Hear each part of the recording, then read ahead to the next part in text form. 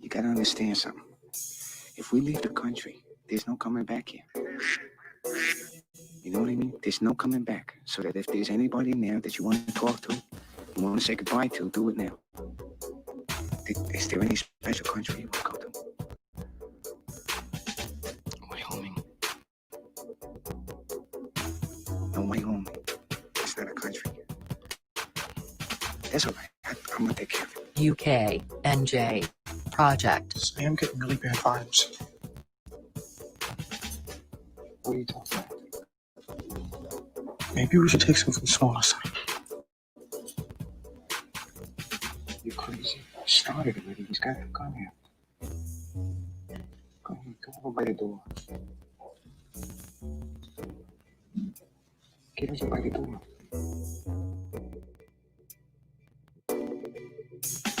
Nobody move! Get over there! All right, get away from those alarms. Gun! Get in the center. He moves, take his head off. Put the gun on him. Get out of the center. Sonny? I can't do it, Sonny. What? I'm not gonna make it, Sonny. What are you talking about? Put it on him. I can't do it, Sonny. Oh, fuck me. Sal. Sal, what? Where are you? You can't make it.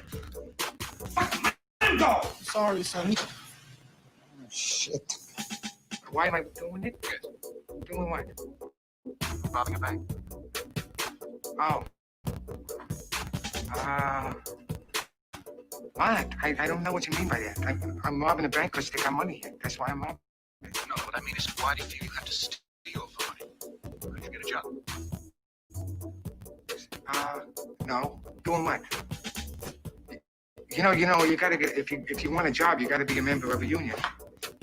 See, and if you've got no union card, you don't get a job. What about non-union occupations?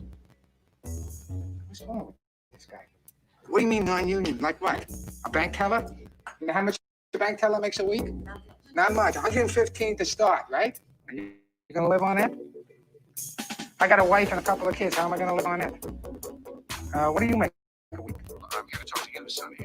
No, well, I'm talking to you. We're entertainment, right? What do you got for us? I'm here with my partner and 9 other people. See, we're dying, man. You know, you're gonna see our brains on the sidewalk. They're gonna spill our guts out. Now, you're gonna show that on television? Have all your housewives look at that instead of as the world turns? I mean, what do you got for me? I want something for that. Sonny. Yeah. You could give up. Give up? Right. You ever been to prison? No. No. Well, let's talk about something you fucking know about. Welcome. I fucking love that line, dude. Have you ever been to prison? No. Well, then let's fucking talk about something you know about. That Serious also goes business. along with the line where he goes outside and he's like, "Mwah!" And he's like, "I like you kiss while you fuck me."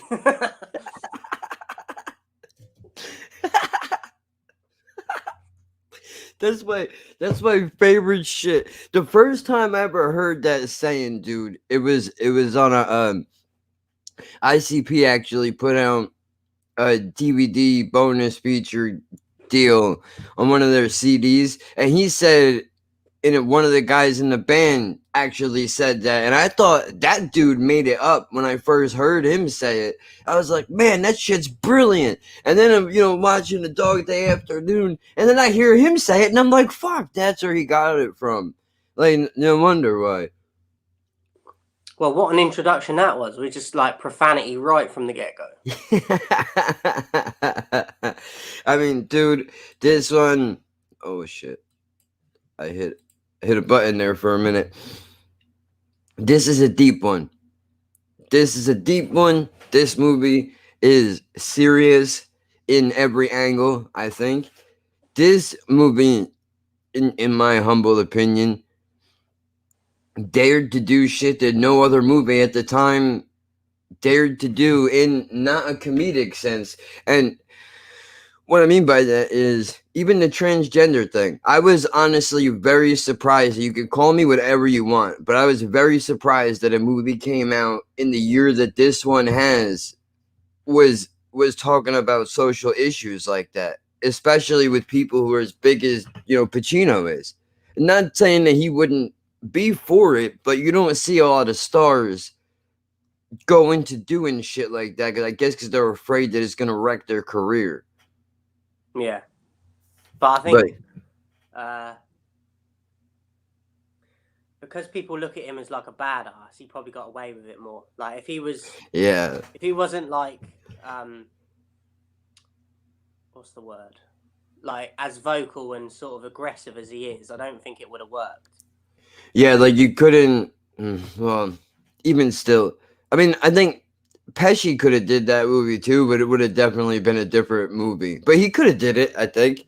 But then again, you know, those guys, De Niro, Pesci, Pacino, they just make it look easy.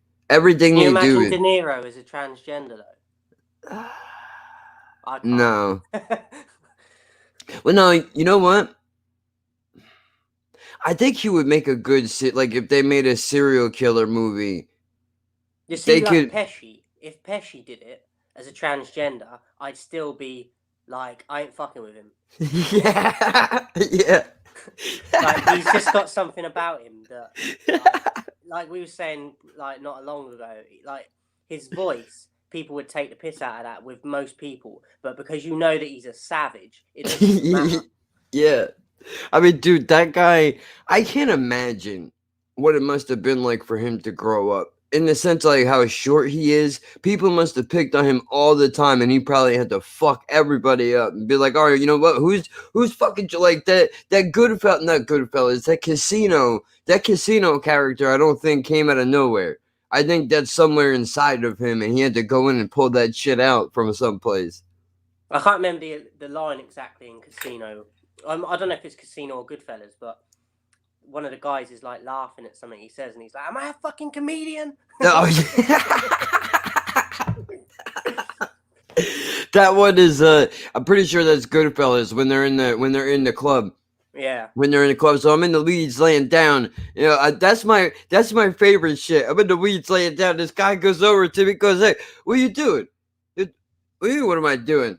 You know, I'm in the weeds. I'm taking a nap." That's not what he says, but god damn it, that shit's funny. Yo, what are you gonna tell me now, tough guy? Nothing. What I tell you? Why don't you go fuck your mother? Bing, pow, boom, and fucking punch him in the face and shit. Well, what you gotta say now? What do you mean? What are you doing here? I thought I told you to go fuck your mother. The fucking stuff. Or how about when he goes? So wait. So what are you trying to say? So I'm funny? Funny how? Funny like I'm a that's clown? it, yeah. Yeah, I amuse you. And then they're all like, calm down. It's like, no, this cocksucker needs to explain to me. Yeah. He's a big boy. He knows what he said. What'd you say? Well, I mean, you know, you're funny. He's like, that's what is fucked up about that is where he goes right at the end where he's like, you know, I worry about you sometimes, Henry. You may fold to their questioning, and then everybody laughs, and he does. Really, that's completely fucked, dude. I love that movie. That movie is the fucking. Can you imagine being like, because there's obviously probably been people like that in real life, and just being part of, even if you're like, you're friends with them, like in that scene and certain scenes in that film, like he's just a loose cannon, and like he'll laugh with the group, but then you'll see like the other characters looking at him like, is this about to pop off? Because this guy is just crazy. Yeah. Can you imagine how uncomfortable you'd be just, even if you've killed people before, just because of like, they probably feel like they've killed people with good reason. But Where with this him, guy, they're like, yeah. "Oh, can we have a laugh with him? Is he gonna like try and slit our throat as well?" Yeah, like if I step on this guy's shoe, is he gonna fucking off me? What is going on here? Like, cause that dude really is a fucking. You could look at that guy the wrong way for a second too long, and that's it. You got a hit out on you. I mean, I don't know, dude. I would be. How good is he though? That just goes to, that speaks volumes how good he is in that film. Amazing, It's dude. so believable. I was just gonna say, like, he makes you. I think that every time I watch that film, I forget that I'm watching a fucking movie because they're so good at the characters that they play, dude. I mean, it sucks you right into the universe. I mean, Dog Day Afternoon did a very similar thing for me too. For a moment, I forgot I was watching a fucking movie. I was so wrapped up in the story of what is going on. These guys are in the bank, dude, and like you really gotta. I mean, I love Jen to death, dude, but I don't know if I would rob a bank for her. Yeah. Like, just, you know what I mean? I'll do a lot of things, dude, but I mean, that's a little steep, I guess. I feel like a bit of an idiot because I watched it and then I didn't know it was based on a true thing until after I watched it. Me neither. And I said to my dad about it the other day that we was going to be doing it, like, and he said that he'd watched it a few times over the years, and I said that I'd never even like seen a trailer or nothing until we spoke about it. And yeah, he was just saying that he's seen it about 3 or 4 times, and he was like, it was based on a true thing. I was like, what? So Yeah, dude, it's the guy in real life is wild. There's an interview that with 2 people. Apparently, these 2 journalists went to meet this guy in a diner after he got out of prison and all that shit because they wanted to tell his story. I guess before the movie came out, or I mean, whatever it is. When they met this guy, it was a guy and a woman. These were both the journalists. When he walked into the diner, this is their story. I don't know how true this is, but I would believe it. Apparently, when he walked up to them, he grabbed the girl's hand and was sucking on her finger. And then immediately, when he, changes his focus over to the guy and just grabs his dick and goes, by the time this is all over, I'm gonna fuck you. And the guy was like, yeah, no, I mean, I appreciate the compliment, but I don't, and he was like, dude, that's just like, it's very, very overwhelming personality. They were talking about, like, he was one of those dudes, he just put it all out there. So while he is creepy, he never hid his agenda. Not saying that it makes his actions okay, but they were trying to say, I guess, as far as his personality goes, that he's not shy about how he feels. So if he wants a piece of you, he's gonna try to get you. I guess. I don't know if did it go into detail why they think that like he was like that as a personality? Like, do they think that it was something wrong in his brain, or did it not go into that sort of stuff? I mean, I want to see an actual documentary on this dude because I haven't. But I want to make sure that I find some real shit. I don't want to watch some phony fucking thing that a bunch of people have put together because I'm kind of curious as to, how the fuck. Look, not that there's anything wrong with the guy's lifestyle or whatever. You like who you like and whatever, but I'm just curious as to how somebody arrives there. I mean, there's a big jump between, I'm into, I guess, I don't know, because he says he's not gay, right? I know the one dude that he was doing it with was like, they're saying on the TV I'm a homosexual, but I'm not a homosexual, Sonny. You gotta fix this. That shit made me feel really bad, dude, when he said that. And then Pacino walked over and he was like, dude, listen, it's all a freak show to them. They don't understand. I was like, oh my God, you're breaking my heart, dude. Jesus Christ. I was so confused in the film when they was like, your wife's on the way. And then that bloke turns up, though, his boyfriend. And I'm like, what? And then they go into it like they're calling him his wife and that. And I was like, but it threw me off for a bit. I was like, that's not the woman that was in it earlier. What the fuck's going on?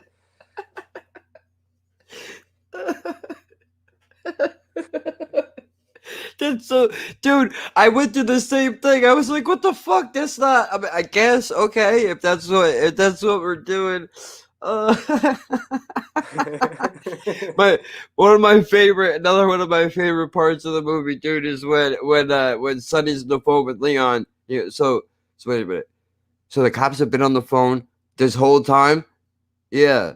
Why didn't you tell me? I don't know. I didn't think of it. I'm sorry. I didn't think it was a big deal. Yeah. Well, thanks a lot. I really appreciate it. You're really helping me out. I thought at the beginning it was like I felt like I was in the film at the beginning, like that the Yeah. guy that leaves at the beginning, like, because I there can't must do be it, Sonny. so many people over the years that have got involved in something like that, and then they've just like, I've got to go, I can't do this, like in the moment. And I was really with that character at the beginning that fucks off, because I was like, because of how I am with like anxiety and that, I'm like, that would be me. Like, I'd be like, yeah, I might say we're going to do this, but then depending on what it is at the time and that, like, you're thinking, oh, I don't want to go to prison and that. We ain't getting out of this. Like, they think we're going to get away with this, and he's thinking they're not. Like, I thought it was very well done at the beginning with that guy that like bottles it and fucks off, because I was like, there must be a ton of people that have gone through that. And how you know it's based off a real story is when the guy goes to leave and then Sonny goes, hey, Oh, that's hilarious. He's yeah, like, he leave us give it the a keys. Yeah. if I give you the keys, how am I going to get home? Take the fucking subway. Like, that's a legitimate conversation I think that took place in the moment, because that sounds like some shit that would only occur in regular life, dude. That's That was actually one definitely of the that. notes I put down, where he's just like, don't take the car, we need the car, take the subway.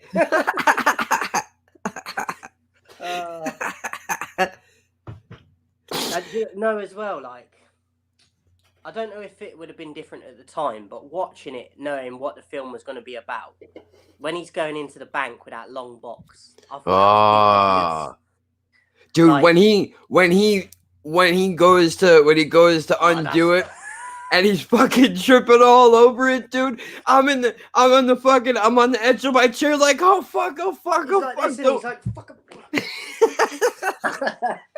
Like, dude, if he drops this gun right now, what's the rest of this movie gonna be about? I don't know. I wonder, do they get him right away? Is the rest of the movie with him in prison? Like, what the fuck's going on here? Do you think at the time when that first come out and people went to like the pictures to see it, do you think that they like knew that was a gun? Because I'm watching it, and I think because we had a rough idea what the film was going to be about, like, I don't know, I just thought, like, it's good, but it seemed very obvious to me. Like, even I'm thinking people are not watching him like go into the bank and like, it didn't make sense to me, that bit. Because especially nowadays, you wouldn't even get near the building. Yeah, no way. I mean, well, I'm kind of curious as to, I would imagine he would have had to watch this place for a while.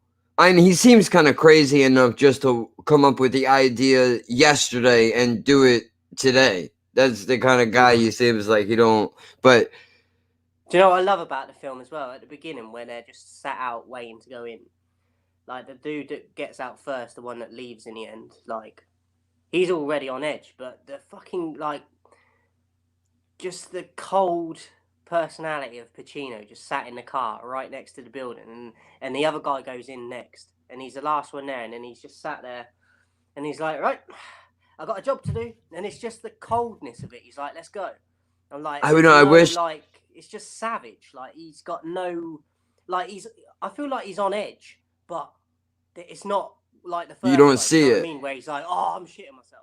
Yeah, you don't see it at all. Is that the only time I think you can really see that he's scared is in the moment when he's fumbling the box around with the gun. Because in that 1 second, that's where you really see the fear in his eyes. Outside of that, though, it seems like he doesn't give a, like, I kind of wish I was like that more. I don't think I have the nerves to fucking just, I mean, that's balls, dude. I can't imagine the amount of fear to overcome that fucking fear. Must be the craziest feeling in the world, dude. Do you know, this goes slightly off topic, but I've been thinking recently, like, if they could somehow, like, catch these, like, serial killers and killers before they hurt people, like, I don't agree with war, but if you have to go to war, I'm just thinking, imagine how many of these sick bastards would be, like, good as soldiers because of that stuff in their head, where it's just like, there's no hesitation to do something. I mean, but then you got to kind of control it, so it's a bit difficult. But I just think I've been thinking that recently. Like, I think a ton of them. I don't agree with what they do, but if you had to go to war, Why not send like, them? you know what I mean? They've got no hesitation. They'll be like, all right, who have I got to kill? Yeah, they just point them out. I'd love to do it.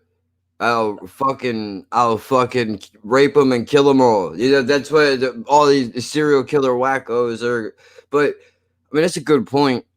The only problem is you wouldn't be able to give them any kind of information because they definitely would give it to other people Yeah, just for end the up fun taking of out it. their own fucking like army and that as well. Like that's just a occupational hazard. We have to hire like 12 extra guys a month because this fucking dude takes a couple out during the night. Just because he gets an itchier finger. He's got a fucking That, like what you were saying a minute ago, though, there's something, I don't want this to sound wrong, but like you were saying, sometimes in life, not saying fucking killing people, but that just the decision making aspect of it and no hesitation. Like, to be able I'm to like that do as it. well. Yeah, like I feel the same as you because with certain things I hesitate a lot on, and I'm like, I wish I could just be more like, do it. Yeah. I mean, it's real difficult. I mean, especially when I'm trying to do some shit that I know. I don't know why it's so difficult to do shit for myself, but it's But like I guess it's a balancing act as well, isn't it? Because if you just do that with everything, you're going to end up doing something real bad. yeah, that's true too. Then you wind up robbing a fucking bank. And that's how it happens. That's how it happens. I mean, but now though, I mean, it's probably not even possible. There's no way. I don't think you could. I don't think you could rob really anything anymore. In the Too sense much like cameras and that, innit? Like everything. yeah. But that's what I mean. Like I don't think it's even possible. Like of course you could steal from the food store or whatever. But I mean like other places. There's so many cameras everywhere, dude. It would seem impossible. I'm sure there's still people that do it. I mean I salute them. Not that I'm advocating, robbing and stealing and shit. Unless you have to. If you're stealing food, you're not gonna hear an argument from me. It Just is don't what be it like is. them dickheads in Chinese Hercules. Fucking hell. Yeah. Stealing the rice. You trying to kill him? What if I do? Taking like a year's supply. Fucking get out. Yeah, like what are you doing with a year's supply, dude? I would have took like a night or two and that's it. I can come back later. They'll take little I by just little. think They even won't if you notice. get caught, you can go back more times over a longer period before you get Yeah, caught. Like fucking ridiculous, dude. Fucking ridiculous. The other thing, if that was American, though, the portion sizes, they'd be trying to take the whole factory. oh, of course. These fucking slobs out, dude. I'm telling you, man. I can't take it. I can't. I see more fucking scooters, more scooters now than I've ever seen in my life. I'm sorry, but if you're so fucking fat that you have to sit in a goddamn cart to drive yourself around, you don't deserve whatever it is you're here to get. Do some fucking walk around, roll around, will you? Have you seen some of them? Well, you probably wouldn't be able to watch it because they'd wind you up. They wound me up, and you're even more fucking highly strung than me. So, like documentaries where, and most of the time, this isn't me being like stereotypical. Like 9 times out of 10, they're American people on these things. Like people that are bedridden and have to get a fucking crane. And like, oh yeah. They have to take down the wall of their house to get them out of fucking bed. Dude, look, I get it. I'm back and forth between, slightly getting felt. I got what looks like a fucking beer gut, dude, right? I get how easy it is to sit around and gain weight. It is disgustingly easy. You can gain 20 pounds in a week, probably not even trying. I mean, that's a slightly exaggerated. I'm sure you could put on 5 pounds a week and not even realize you're doing it. But how do you get to the point where you can't get out of bed and nobody says anything to you? Like, nobody? I mean, it pisses me off because a lot of the times these people on these programs are like that as well because their families are fucking supporting them doing it. That's the other thing, dude. I could never. I could never. I mean, I have a friend of mine that's kind of big. He's not that. I mean, he's over. I think he's a little over 300, which is serious. That's really bad. But I mean, every time I see him, every time I talk to him, I fucking try to. I don't make him feel bad for being big, but I do try to talk to him to be like, dude, where's your like? This is not. We got to get you together, dude. You can't stay like this. Not that I'm not trying to make him feel bad, but I don't. Nobody should be 300 something pounds, dude. There's no fucking reason for it at all. I mean, I've seen pictures of people in like the 30s and 40s. Not that that was a great time, but I'm saying if you look at those photos of how thin people were, even people who were quote unquote fat back then were just like regular sized people, where now it's like you swallowed 8 fucking people. What are you doing looking like that? I mean, dude, I think there's nothing that pisses me off more than walking through a fucking food store on a bad pain day and seeing some fat fuck driving around in a goddamn scooter. And there's not one for me. Not that I would use the fucking thing, but it's the goddamn point that if I needed one, I don't have one to use now because your fucking your inability to stop shoving shit in your fucking face. That aggravates the fuck out of me, dude. And then you know what the best part is? When you go past them in the aisle, they have shit piled up this fucking big and it's all junk food, dude. All cookies and ice creams and all kinds of shit. You never see them any type of food at all. I don't know how. I'm one of the worst eaters. I don't understand how do they only eat that shit all the time and not anything even half decent. Ugh. I think the thing is as well, like I'll say this, and then we gotta get back into the film. Yeah. Like, I think a lot of the problem is as well the like the fizzy drinks, like the timing of that was like, but Yeah. like because people don't realize the amount of calories and sugar that's in them that can add to the weight as well as of whatever you're eating. Do you know what I mean? That adds a lot of weight to people without them realizing. They just look at it as a drink, but some of that has got more calories in it than some of the food. 230 calories in this thing. Whoa, fuck. 370 grams of sugar.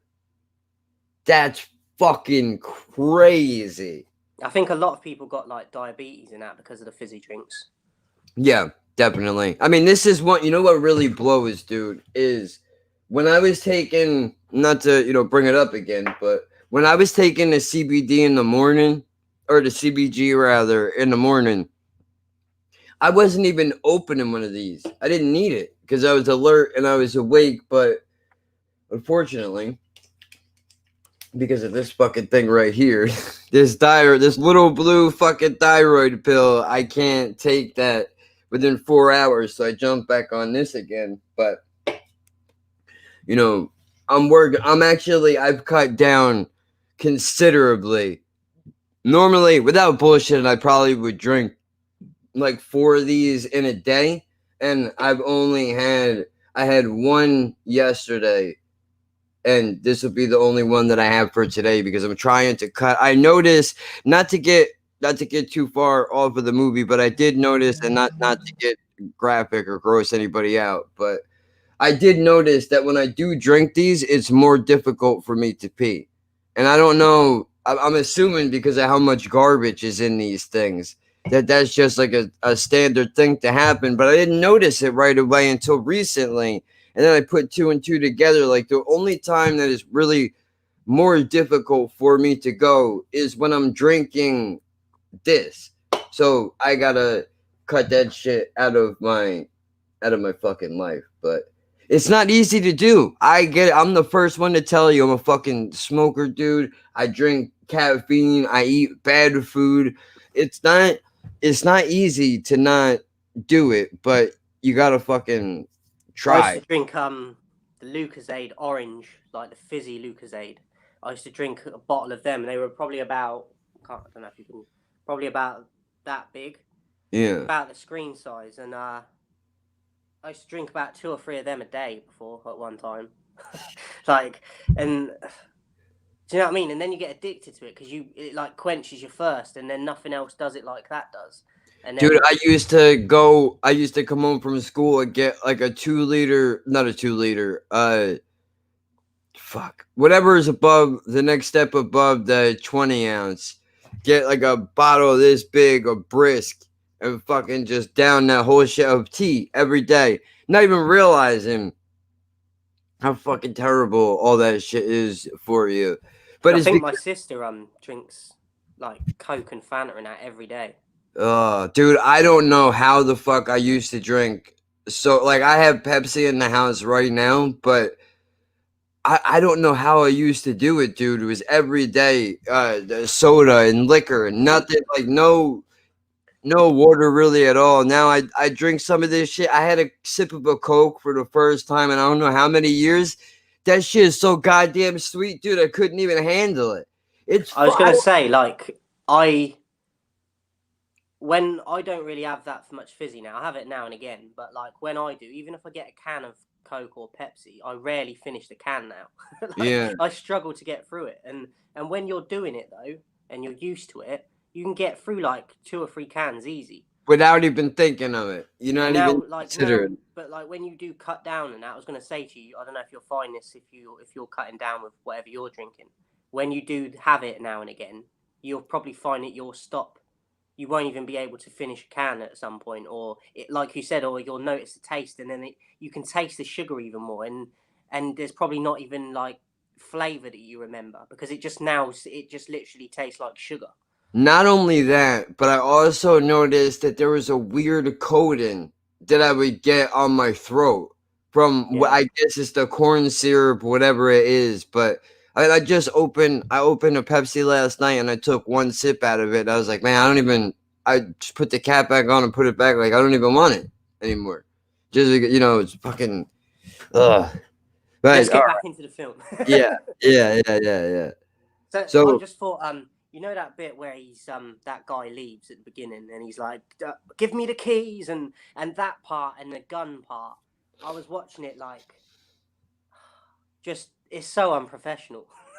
Yeah. like he nearly fucks the gun up when he can hardly get out of the box, and then they're like in and out of the shop entrance because he's running off, and then he's like, "Come back, give me the keys."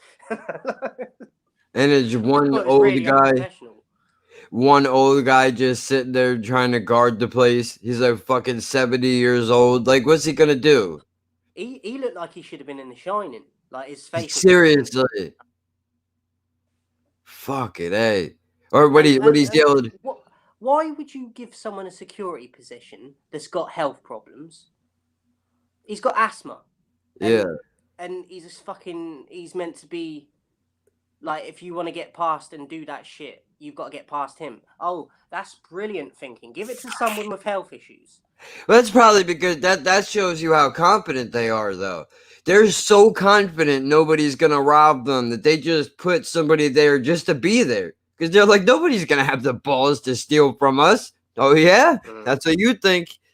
I've got something to ask as well, because I might be being really dumb on this, but I was thinking it when I was watching. How do the cops know that that's going on? Because it just happens all of a sudden, and they're ringing him on the phone, and he looks outside, and they're across the street in another shop. But I'm like, who told the cops?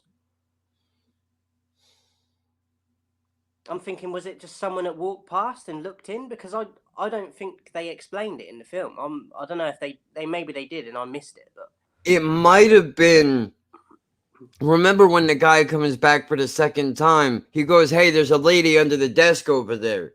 It could be possible that she might have hit the alarm. She may have hit a silent alarm under her desk, or at least that's the way that I figured it. I mean, sure, one of the tellers could have done it, but he was right there in their view, and he didn't tell anybody to, all he kept saying was get in the center. He didn't say get your hands off the button. So I just assumed it was the lady under the desk when the guy that came back a second time when he ran back. It's either that or it could have been somebody walking by, because I think there was a couple of kids, right, that were walking past when And there's that guy, do you remember, that saw the smoke coming out of the vent thing, and he comes Yeah. over.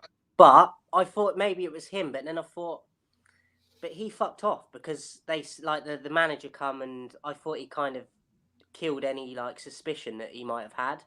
definitely, Maybe it was him, but other than that, I was like, if it's not him, I don't know who the fuck told the police. yeah. And then the way that the cops went about it is very odd to me. Just like, all right, look, we got you surrounded. The vocal change so much between the first call and then everyone after that. Listen, dirtbag, we got you surrounded. So, why don't you just walk out and give yourself up now? Going from all that to, all right, everybody back up. What the fuck are you doing? But that shit right there shows you how thirsty they are to cap somebody. When the cops are, walking right out to them, it's the same thing with Waco. That's crazy that you just said that, because I didn't even look at it like that when I'm watching it, and now you say that, and you just know that everything that is happening over where you are still to this day, and that's in the 70s, this film, and it's happening like that as well, And it just goes to show you, dude, it doesn't. I don't think. Obviously, that's I don't crazy. think. I can't I feel like you hit me with some bars.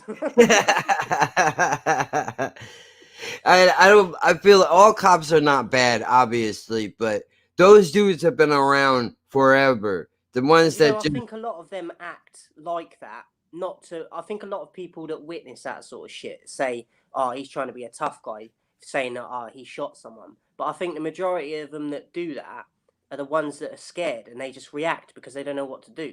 Yep, I think so. I think that's exactly what it is. 90% of the time, I think it's out of fear because they have no idea what you can train all you fucking want. You can train all you want. Nothing prepares you for the moment when it actually comes, dude. Nothing. It's like sports, isn't it? I know it's different, but it's similar in sports. Same thing. You can train, but then match day, or if you're a boxer or something, it's not the same as the actual fight, is it? Yeah, there's nothing that you can do that will prepare you for the moment, no matter how many times you train yourself, and then especially being around other people.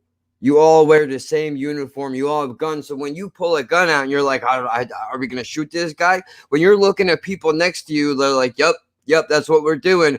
You're almost, it's like you're cemented in that decision because there's nobody outside with an outside perspective looking at it that you will listen to because these cops don't, I've seen it in real life, dude. Like when I got arrested for terroristic threats and, Oh, you just reminded me of something that I wanted to talk to you about in a minute. It's just on yesterday. I caught back up with the stream you did last night because I didn't catch it all the way through when I come on. So I watched the rest of it this morning, and you said something about why is it a massive thing when a rapper says something, but when someone like me says it, it's a problem. And I don't think you hit the nail on the head because I feel like that all the time. Not even with just rappers, but just celebrities in general. They'll say something that we've said for fucking a year. Yeah. And everyone's on the floor with their mouth open, waiting for them. Do you know what I mean? It's crazy. It's like, dude, what the fuck? We've been talking about this shit for how long? He's not the first person to come up with it. I mean, and look, it's not even nothing personal against Tom McDonald or any other. No, it's the fact that people you're trying to give people information that they're giving people. Yeah. And because you're not a celebrity, they don't want to hear it. But it's like you have to be famous to be smart to realize things. Which fucking what? That doesn't make sense. If anything, it's the other way around. I think you have to be smart to not Jesus. But yeah, it's true, dude. This guy makes social commentary and he's a fucking hero. But if I come in here and say the same things that he says on a podcast, I'm a terrorist. I really don't understand where the fuck are we at? And I love rap music for the fact that it's always been raw and honest. No matter what the rest of the world is doing, rap music doesn't give a fuck, dude. Oh, cool, you guys are all politically correct. Fuck that shit. We don't care. We're gonna say faggot. We're gonna smack bitches. We're gonna do whatever we fucking feel like doing. And I'm not even saying that I co-sign all those activities, but I just like the fact that even as scummy as some of these people are, that they still do just bring honesty, whatever that is for them, to the table. Whereas you don't get that a lot in other places, really, in general, especially in music, where everybody has to be so afraid of what it is that they say. And I don't want to be taken out of context or taken the wrong way. And they're all like, yeah, take it however you fucking want. What do you want to do?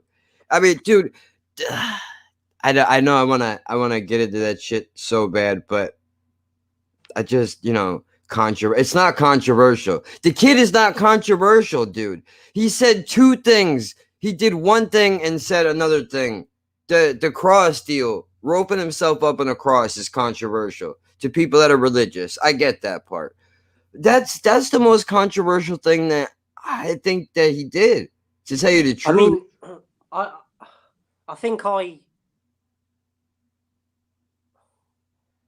I think the reason people do it as well is because, like you said, there are people that have done it before, like Immortal Technique and stuff, but they'd never got as mainstream as this Tom McDonald is. And because I don't see any other mainstream people doing this, I know you said Hopsin did, but that's probably a little bit ignorant on my part because I haven't listened to a ton of Hopsin. I've done a few reactions to him, but I've never been massive on him. But because I don't really see anyone at the moment doing the same sort of content as that Tom McDonald, I think that's why, and other people see it as like controversial because we don't see it from other people on the mainstream level.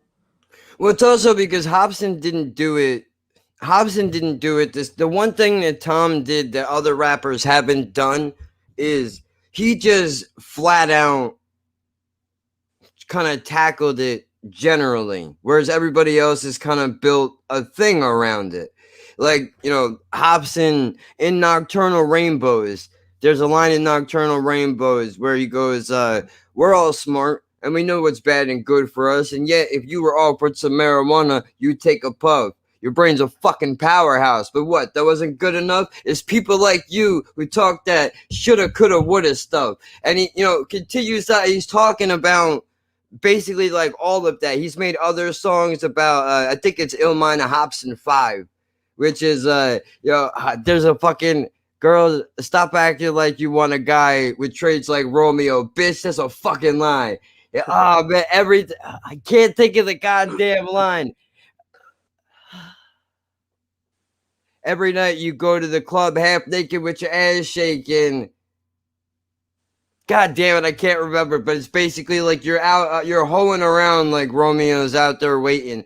He's bringing up a lot of these social issues too, but again, he doesn't get the recognition for it. And I hate to say it, but I really think the only reason why Tom McDonald is as big a deal as he is because he's white.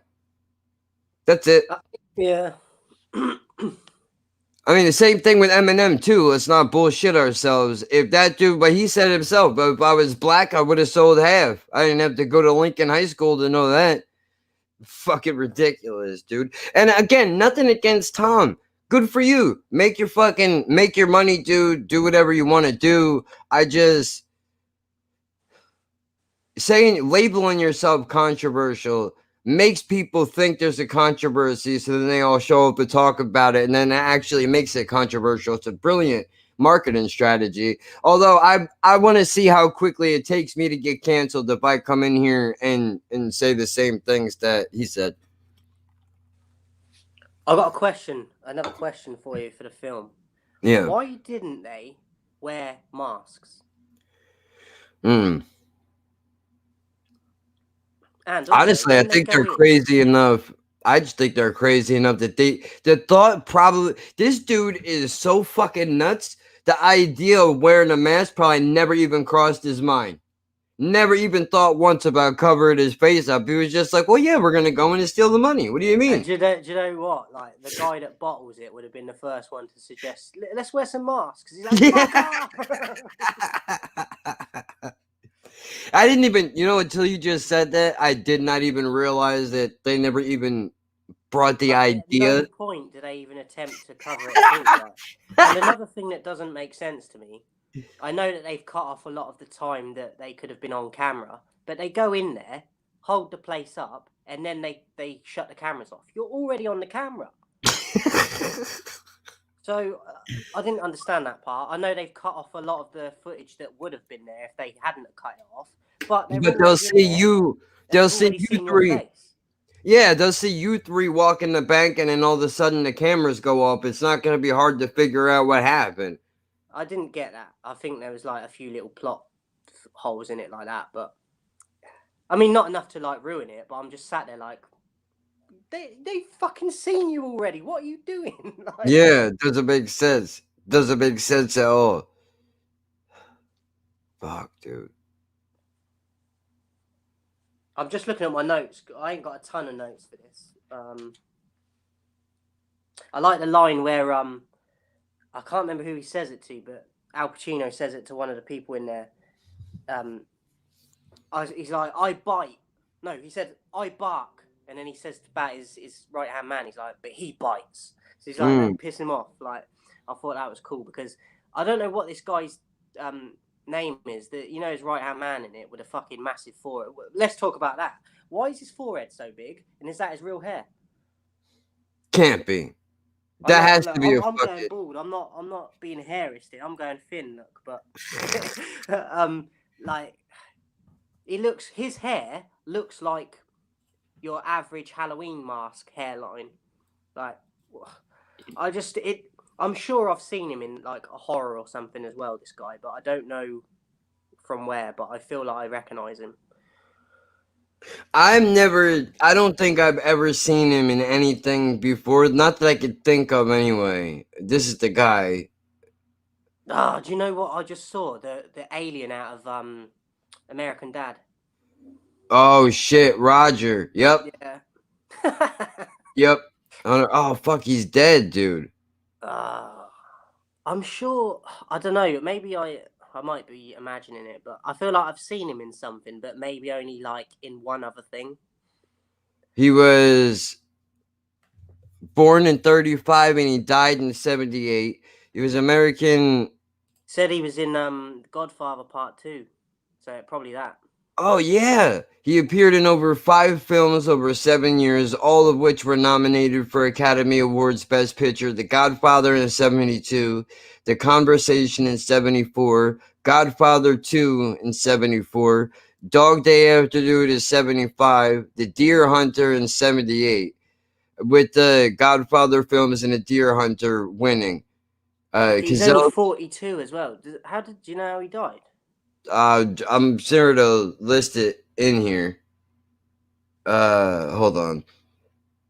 Started as a theater actor, Broadway, Godfather sequel. All right, let's see. Early life, career, personal life and death. Oh, god damn it. He was diagnosed with lung cancer in 1977, likely due to a history of chain smoking. Despite trying a number of treatments and protocols, he rapidly declined as cancer metastasized to his bones. On March 13, 1978, he died. Meryl Streep was at his side as she has been there through his illness. A close friend and Godfather co-star Al Pacino said that I've hardly ever seen a person so devoted to someone who is falling away like John was. To see her in the act of love for this man was overwhelming. Oh, man. That's sad. It's a bit of a controversial... Well, it shouldn't be controversial. I don't think it is, but a lot of people have a problem with it. When anyone dies, I always feel like one of my first thoughts is, how did they die? But when I see it, whether it's online or mostly online, but like when someone dies, people, if someone's asked that, they're like, have some respect. And I'm like, I've not even said nothing. Like, I'm just curious to how they died. But a lot of people have this problem with, like, what does it matter how they died? Do you know what I I mean? think that's a normal. I think that's a normal thing that like what happened. Everybody would want to know. Of course, that's the first question you ask. Of course, you want to know how did it happen. Like, was it did they? I understand why some people get touchy about it because they're like, dude, the important part is that they're gone. Who gives a shit why they're gone? But this person's gone. I understand why they're upset about that. But at the same time, of course, you want to know how did it fucking happen because you care about this person, or even if it's just out of curiosity. And the thing is, I get it when it's like immediate and people don't want to say, like, when it's immediately happened. I get that. But Yeah. they can't then have the attitude of when people are asking them later on, like, how did it happen? You can't just live the rest of your life getting offended when people ask. Yeah, I mean, I've had people. All right, this is terrible of me to do this, but I did it, so I'm not gonna lie. My cousin, passed away in a motorcycle accident a few years ago. He was only 19, so a very young kid. Yeah. He was in the Navy. He was actually going to do his training to be deployed or whatever the fucking deal is, but he crashed his motorcycle on the parkway in Florida, hit a median that he didn't see. I guess he took a turn too fast. But anyway, my friend was dating some chick at the time when this had happened, and it was a couple of days after I got the news and I was telling him about it, and she was like, "Oh man, what happened? What happened? How did he die?" And I don't know why, but for some reason, I decided to just make up a ridiculous thing. So I was like, "Oh well, he was in the Navy and he was on kitchen duty. And what actually happened was he wound up when he was walking through the kitchen, he slipped on some butter and his head landed right into a grease fire, and that's what took him out." And she was like, "Oh my god, that's fucking terrible." She was like, "That really happened?" And I was like, "No, it was a car accident." She was like, Jesus Christ, what's the matter with you? But Like, I kind of get it, because at that same point when you're like, no, we died because of this, then it's like, what? Like, so you hit it with the truth then, but then it's like, are you lying again, or is that the truth? And then you got the pain of dealing with, you just lied to me, but now you're like, oh, fucking hell, like that would be crazy.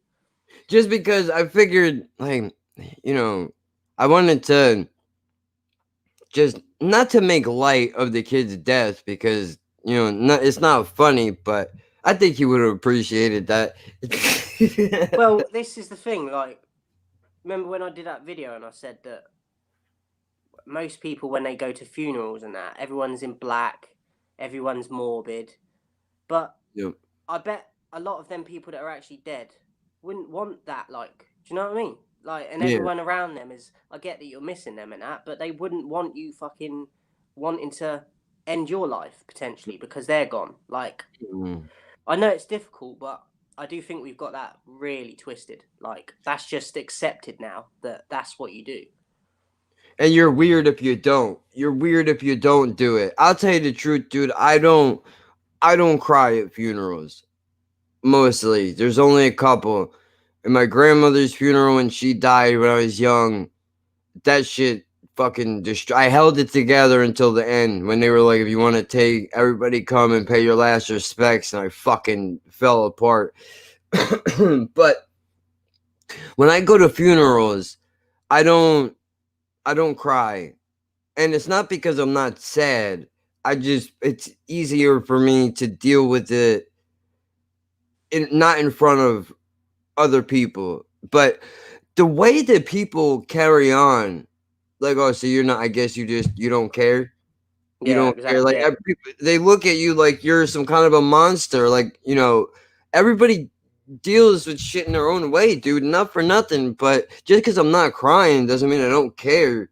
Like, why is it all of a sudden that you have to be a fucking blobbering mess for you to actually have given a shit about somebody?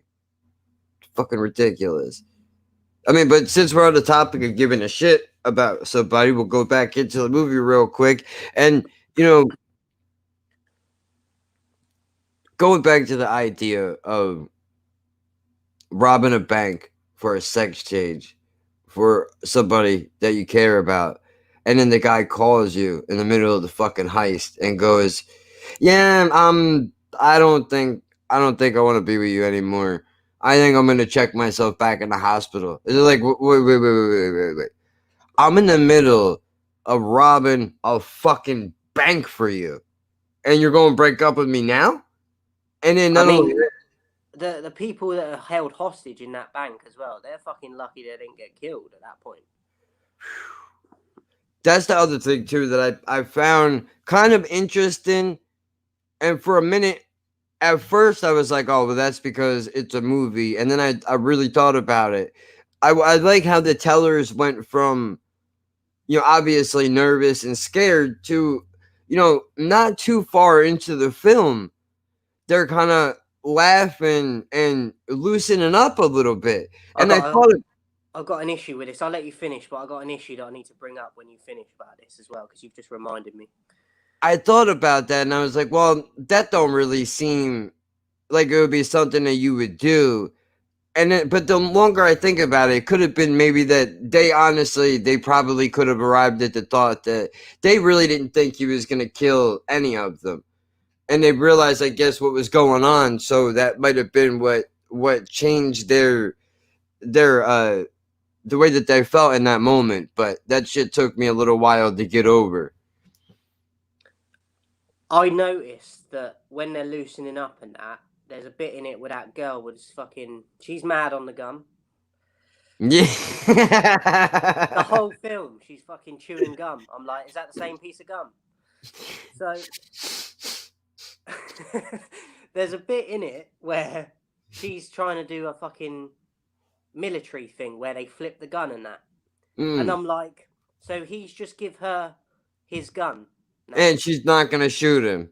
Yep. And then there's another bit where they're blocking the back door, Pacino and the bank bloke, and he puts his gun on top of this thing that they're pushing. And I'm like, why is that Anybody pilot could have the gun? grabbed it. So, more plot holes. The only thing I could think of is that they didn't, because the other guy's got a gun and they don't want to get the backlash if they do shoot someone, that he's going to get them. But do you not take the chance? That depends, because if you take the chance and you don't make it, how you know you're not going to trigger this guy to shoot everybody now? Yeah, I just thought they could have done a few of them scenes a bit better. So, especially the one with the girl. She's literally got the gun and he's not even close to her, really. She could have just turned it on him.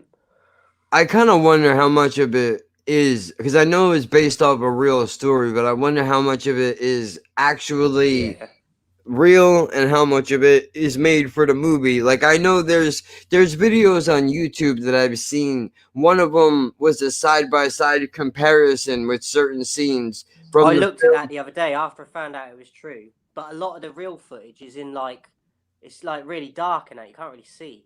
Yeah. So, I mean, I don't know. I'm not sure how much of it was real, and I'm sure they punched it up for Hollywood, but I mean, how about, I know we brought it up in the beginning, but when the news anchor calls in, like, why are you robbing a bank? Don't you think you should go out and work for your money? Like, how come you don't get a job? Well, if I don't have a union card, you can't get a job. But why don't you get a non-union job? What the fuck is wrong with this guy? Yeah, I like it how he's like, oh, fuck off. Dude, I mean, fuck, man. Oh, the other line I really like in this movie too is he goes, is there any special country that you want to go to? And then Sal goes, Wyoming. Yeah, He's like, I'm Wyoming. not even American and I fucking, I'm like, you dumb fuck. He's like, Wyoming's not a country, but don't worry about it. I'll take care of it. We'll figure it out. I'll bring you somewhere nice. That's basically like, oh, you poor thing. What's crazy about that as well, though, is like, I felt like his right-hand man in it is more savage than Pacino is. He's just quieter, but he's more deadly. Definitely. Then in that, like, it's like he's a child as well because he's innocent in the sense of he didn't even know Wyoming wasn't like in America, and I'm like, that's fucked up though because it's like it's kind of like people. If a kid said that, they'd be like, oh, that's so sweet. But and then like he's doing it with like the child of like the mind of a child, but at the same Yeah. time, he's deadly as fuck. It's crazy. I think he definitely, because I could see that dude. I could see that dude taking everybody out in the bank. Well, there's a saying, isn't there? That a lot of people say that it's the quiet ones that are usually the most dangerous. Yep. And I really felt like he pulled that off in the film really good. Like, Definitely. he don't really have that many lines, does he? But again, No, but his presence is strong because that guy just standing there is reading a script and we don't even realize it. Just him standing there because the way that I don't know how the fuck some people do it, dude. I guess they just have a thing they have a energy about them. You know, but just him standing there, he doesn't even have to say anything, and you already know, like, this dude, I was waiting for him the entire time because he looked like he was on more the edge of his seat than Pacino was. do you know, I love it at the beginning when they go, because he goes in first, and he just sits down next to the bank bloke, and he's just like that with a gun, like, just looking at him. I'm like, Nice and calm. Yeah, nice and that's, you know what? Bobcat Goldplay, I think is how you say his name. You know, Police Academy, a bunch of other stuff. He had a joke in one of his stand-up shows where he was like, the guy that's screaming and yelling, I'm gonna fucking kill you, I'm gonna fucking kill you. He's not gonna kill you. The guy that comes up to you and go, you know, I'm gonna fucking kill you. Nice and calm. That guy's gonna fucking kill you. So like that's the base of the joke is people that are usually loud are not, like you said before. But this dude post a gun out all nice, like it's just to talk normal, like nothing's going on. That's I think even more dangerous because when they're at such a level of tone, you're like, holy shit, this guy has accepted the fact that I might not walk out of here. So he doesn't care. If he doesn't give a shit, what chance do the rest of us have? We're kind of fucked. do you know what as well? When he gets in the safe bit and he's getting the money out, and then they realise that the money's gone. I was Oh like, my god, that was my fucking stomach dropped, dude. When they were But like, that's the sort of luck people like us have with like Yep. everyday life. Like, dude, when me and Jen watched that movie, I swear I didn't look at her and I said, if we robbed the bank, that's exactly what would happen. We would do it on the one day that they took the fucking money out. Like, god damn it, man. And then the ending, holy shit. see, I knew that they were gonna fuck what's the mate's name in it? I keep calling him the right hand man. I don't like it. Sal and Sonny. Yeah, Sal. So I knew that they were going to do something to him because even earlier on in the film, not the first negotiator bloke, but the other guy that comes in, he's like, he says to Pacino at the door when he comes out for something, he's like, don't worry about Sal, we're going to deal with Sal. And I was like, you fucking evil. Like, it's weird because they're in the wrong for robbing the bank. But as soon as that bloke said that, I was like, that fucking dickhead of a cop. Like, it makes you switch sides, even though like they're doing something wrong, but still, it's not morally wrong. That's what I think. That's how it makes it easy for you to identify with because this look, sure, robbing a bank is not good, right? But I mean, this cop knows the fucking deal. You're basically planning a premeditated murder right now, saying, don't worry, we're gonna kill your friend to get even for you bringing us fucking out here. That's what we're gonna do. One show that I want to recommend that you can try to find is also based off of a true story. I don't know again how much of it is real and how much of it is punched out for television, but Waco is, I'm sure you've probably heard of. I feel like I might have, but like very like faint. I might have heard it in the past, but it doesn't seem like I've heard it a lot. Do you know what I mean? David Koresh, I want to say. I think his name is. Dude was a cult leader, and he had a place. I remember. No, it's just hit me. You recommended this to me when we first started speaking. Oh shit! And I did look into it, but I never ended up watching it. But I remember like Googling it. Yeah, I watched it. It's a show on Netflix, dude. I watched the whole fucking thing. I watched the whole thing pretty much all. Like I was there the whole time because I don't. They were going back and forth between real footage and movie footage and shit. But there's one line in that. I bring this up. It really don't have nothing to do with what we're talking about, but one line in the film where David Koresh goes, you know, when I was a kid, they put me in special classes because I couldn't read too hot and I had to stutter. And he's like, you know, I go outside and they go outside for recess, and one of the kids yells over and he goes, "Hey, look, here come all the retards." And the guy goes, and I turn around and I look, and there's no one there.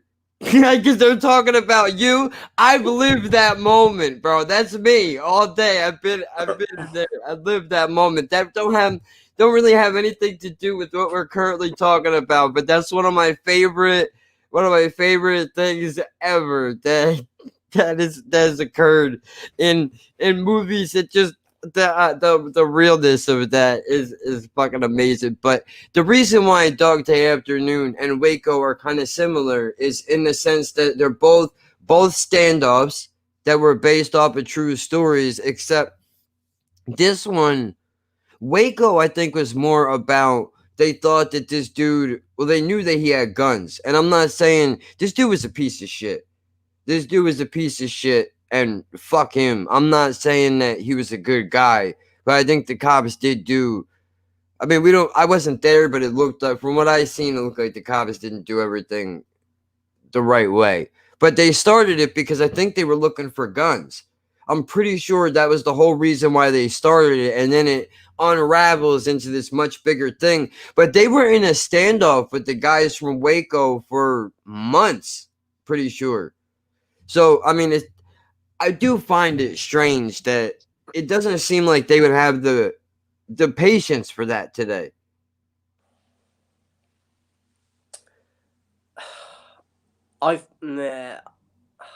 It's difficult because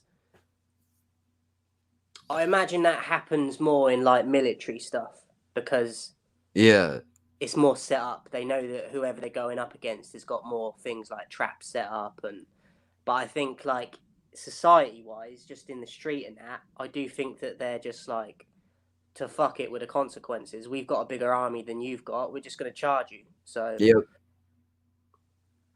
maybe it does happen at times, but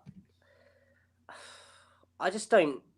Yeah, I think like I've heard it a lot before. People say like the police is like one of the biggest gangs in the world. Like they are literally a gang. They've got more. I'm not even saying it's the right thing, but they've got more backing from the government and that to do shit than other gangs have got. So not only that, but those guys live and die for each other. They live and die for each other. When I got arrested for terroristic threats, dude, I talked to the cop, one of the cops, about this, about the other guy. Like, what is this fucking dude's deal? Like, I mean, this guy is a piece of shit. You know, anyway, I bring this up, and this dude's like, look, you know, right or wrong, and he said this, and this cop is dead now, so it doesn't matter, but this dude said to me, look, that's my partner, right or wrong, I ride with this guy, no matter what. So basically, whatever he does, I have to co-sign, even if I don't agree with it. So don't get. He actually said to me, "Don't get this guy, you know, any more mad than he already is, because I don't want to fucking basically have to clean up after him, dealing with whatever he does to you." But that's how they do it, though, dude. They back each other to the fucking death. There is no. If you're corrupt, you're corrupt. There's no correcting behavior, because then you're, is what happened to the blue line. If citizens stuck together the way the cops stuck together, I think it would be a different thing.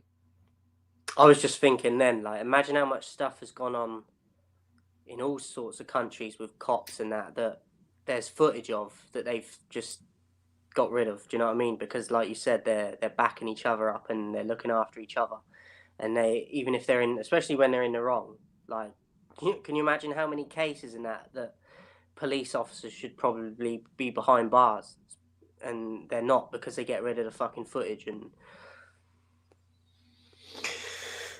I mean, dude, I could tell you, we got pulled over one time, and nothing actually happened. But one of the cops that pulled us over said to Jen, like, I could rape you right here and right now, and there's nobody would believe you, and nobody could stop me. I'm a fucking cop. I could do whatever I want. The guy didn't actually do it, but it's the idea that he said that shit. Yeah, the fact he's even got the balls to say that sort of shit. He really could. Like, I really thought when he said that to her, I really thought, like, I'm either going to jail for life or I'm gonna die tonight.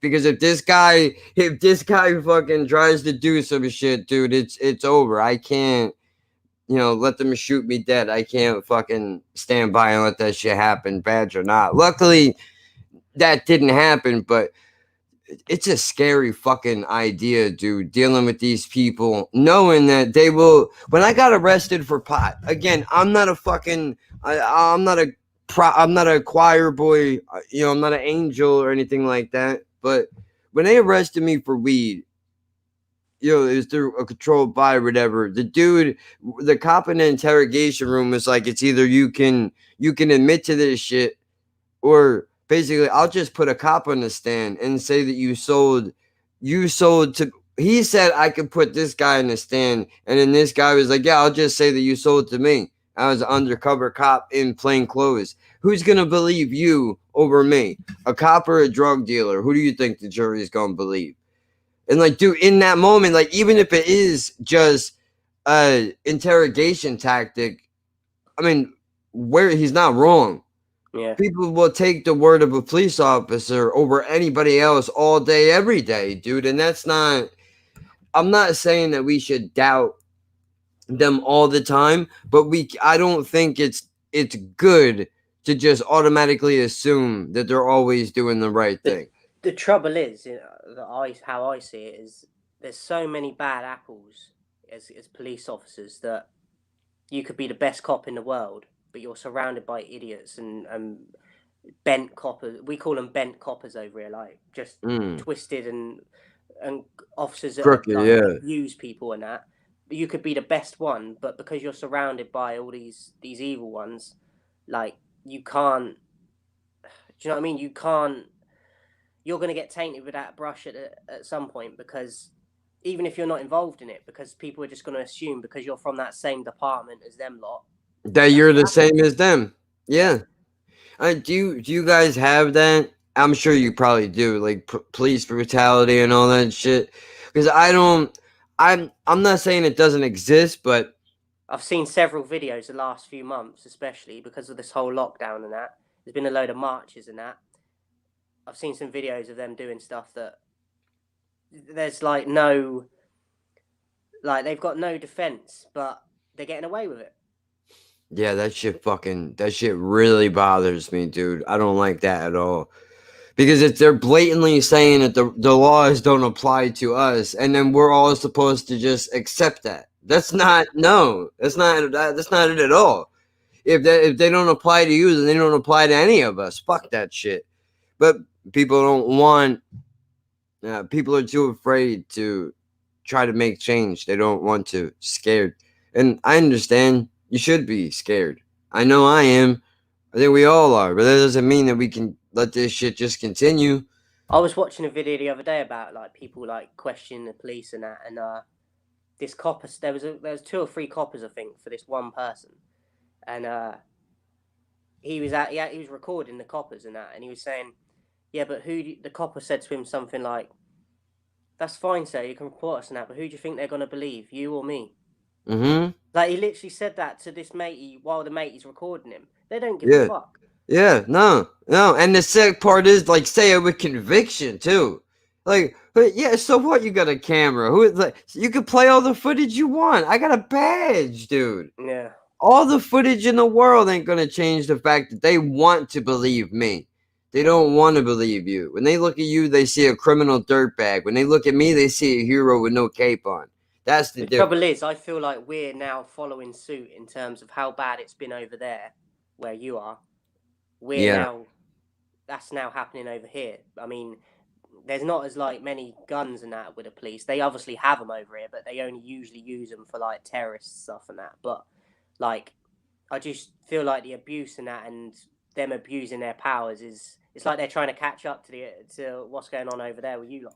I mean, dude, these fucking cops are out of their goddamn minds. And it's not just, I mean, you only hear about the really bad shit, but there are real psychopaths that work the streets out here, dude. I really don't understand how some of these people are cops. There's kids that I went to high school with that are police officers, and I really don't understand how that is, because these people are clearly fucking, I have issues, but these people are on a whole nother level above me, and this guy walks around with a badge and a gun. That's fucking crazy to me. What happened to I guess there's just no anybody could just be a fucking cop, I guess. I just thought of another thing I saw as well. Some matey pulled a guy over, and he was questioning him. He's like, yeah, but what law is that you're trying to arrest me for? And he couldn't answer him. And he was like, I'm going to arrest you for something. And he said it like that. And the matey's recording him. But do you know what I mean? He shot himself in the foot with that, because he's probably got a personal problem with this guy for whatever reason. And he's like, yeah, but you're not telling me what you're arresting me for. You've got no, like, act to arrest me on. And he didn't. But he said, I'm going to arrest you for something. Don't you worry. Like, what? That shit's, dude. I had cops tell me that. They said these two cops, one was a detective and one was just a regular cop at the time. They approached me outside of my apartment. And they were like, hey, how much does a perk 10 go for? And I paused for a second and I was like, why you? And they were like, see, we almost had you. Almost. We know that you know. They're like, so. Fucking hell, that sort of thing would make me want to say to them, go and fucking get a donut. What are you doing? Fuck off. Yeah. Well, they were like, dude, the dude actually said to me, he goes, look, you'll slip up eventually and we'll get you. It's only a matter of time. But he actually did say word for word. He goes, I want to tell you something. We don't want your kind here. Do you understand? This is a nice neighborhood. This is a rich neighborhood. We're trying to keep it that way. And when people drive by to go to the Anchor Inn or whatever it is, which is a bar/restaurant in the city, town rather, he goes, when they see somebody that looks like you sitting outside on a porch, that brings down the property value of this fucking town. We don't want you here. So either you leave, or if you stay here long enough, eventually we'll find a reason to fucking put you away if that's how we have to get rid of you. They made no fucking, they were not shy about the way that they felt at all. And, you know, I tell people these stories and they're like, yeah, whatever, dude, I'm sure you're making it all up. Like, I have better things to do than make up stories about fucking police officers or anybody else or anything else for that matter. But this is what we're dealing with. I mean, this is years ago too. With this, when we were living in the first apartment together. You know, I mean, all this shit. I got so bad after the arrest and then the terroristic threats and being followed by the cops. They were sitting outside of our apartment every single day. There was not a moment that they followed us everywhere. They were outside the apartment 24 hours a day, dude. We had a fucking tail on us. It got so bad that I didn't leave the house for I was on fucking anxiety medicine. Like I had like a fucking mental breakdown over it, dude, because like I couldn't. Those people fuck you up, and there's nothing, knowing that they could just make up some shit whenever they want, which is what got me arrested in the first place for terroristic threats. And I know we're supposed to be talking about the fucking movie, but we brought up this is how you know that the movie is good, because when you bring up something about a scene that happens in the film and then it brings you to some place in real life, I think that just shows the power of the film and what it is that it's doing. I just got to go to the toilet quick, so I'll let you, I don't know, take over. Yeah. Yeah. All right. But, you know, the fuck. Oh yeah, well, I mean, I might as well finish what I was saying while we're waiting for him to come back, which is that, you know, the terroristic threats thing was bullshit. It was a made up fucking story. There was a crackhead that lived underneath my mom's apartment at the time.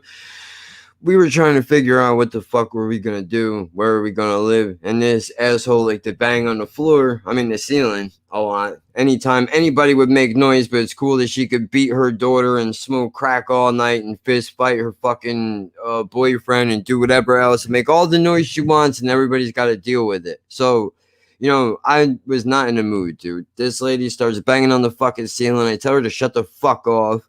And then she runs upstairs and she's banging on the door, dude. Open this fucking door. Open this fucking door right now. I'll fucking kill you. I swear to God, I'll fucking kill you. She's saying all this, dude. And you don't have to believe a word that I fucking say. I don't give a fuck. This is the truth. You know, it's doing all this. And I'm like, bro, she's shaking the knob, trying to open the door. Shaking it, trying to open it. Shaking it, and I'm like, dude, if you come through that door, I got every right in the world to defend myself and the people that are in this fucking place right now. Now, I want you to also know that my mom is in the other room, passed out, asleep. I'm in the living room because that's where the fuck I live. You know, somehow everybody sleeps through this, which I think was bullshit. She probably was out the whole time, but it doesn't matter. Whatever it is. Anyway, after I say that, all of a sudden it goes quiet. Nothing. A few minutes later, knock on the door. 2 police officers. What the fuck? Yeah, and lady down the stairs called. We got a warrant for your arrest. They show me a fucking green piece of paper. Not even a warrant. Now that I think back on it, but whatever. They're like, dude, this lady said that you were waving a knife around in the hallway and said that you were going to stab her and her daughter and throw them down the stairs and kill them. Well, that's not true at all. That's not what happened. But it doesn't matter because they took her word over mine. One of the cops was fucking this lady. One of the cops was fucking this lady. And, you know, I found out later, this is not the first time that she did this. If you want to hear check this shit out, dude. They come in, they go, you know, they say the whole stabbing thing, whatever. The dirtbag cop that was fucking her stays with me. The other cop goes downstairs to talk to her. They tell me I'm not going to jail. The whole thing is whatever. They waited a few seconds. They're like, all right, well, you know what? Here, come here. They asked me, do you want to go to the PES unit, which is the mental hospital, or do you want to go to fucking jail? And I was like, oh, fuck it. I guess take me to jail, dude. You know, so over a made up story that never happened because this guy was fucking this lady, you know, 5 to 7 years of my life almost. Now, what wound up the reason why I said that this is not the first time that she's done this is, as luck would have it, I called a couple of bail bondsmen, and they can decide whether or not they want to actually give you a bond. They don't have to. They're not required. So they can deny you if they want to for whatever reason. So, you know, I went through a couple of them, and I wound up calling this dude, and I tell him the fucking story of what all is happening, and he says the lady's name. He goes, Are you talking about so-and-so? She looks like she's blonde hair, she's 6 foot, these color eyes, this. I'm like, dude, that's the same lady. He goes, she used to live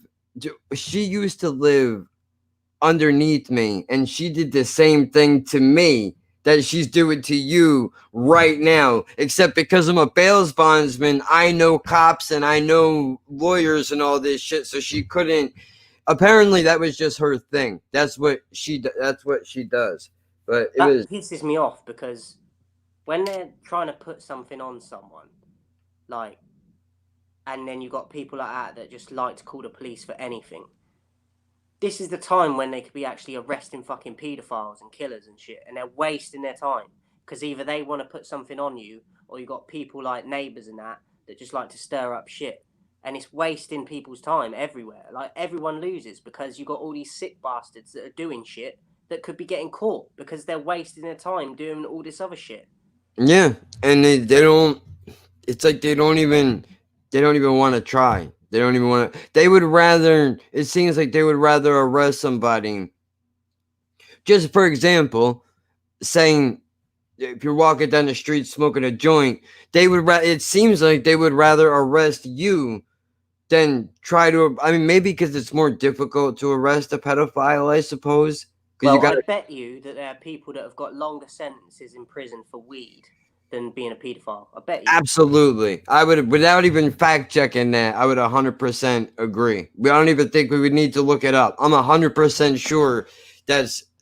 I know for in the UK anyway, like, paedophiles on the most part get the shortest sentences for most crimes. Really? There's paedophiles that are locked away for shorter times than people that are doing like petty crime and shit. What are they? I don't understand. I Like, think, well, I don't know, people would be conspiracy theorists, but because I think a lot of the fucking coppers are in on it and the people above them. I think it's just because everyone's fucking in on it. well, wait, what do you mean in on it? How? Like, what do they get out of it? Because, like, I think coppers are doing shit, and like people in parliament and that, they can relate to other people that are doing it that they're arresting, so they're not putting away from Oh, I see what you're saying. See, Fucked I up, kind of. but that's how I see it, because I definitely feel like people in our parliament and that are heavily involved in all that shit. There's got to be some of them that are. I know that's a big thing with conspiracy theories, but people have to understand that shit came from somewhere.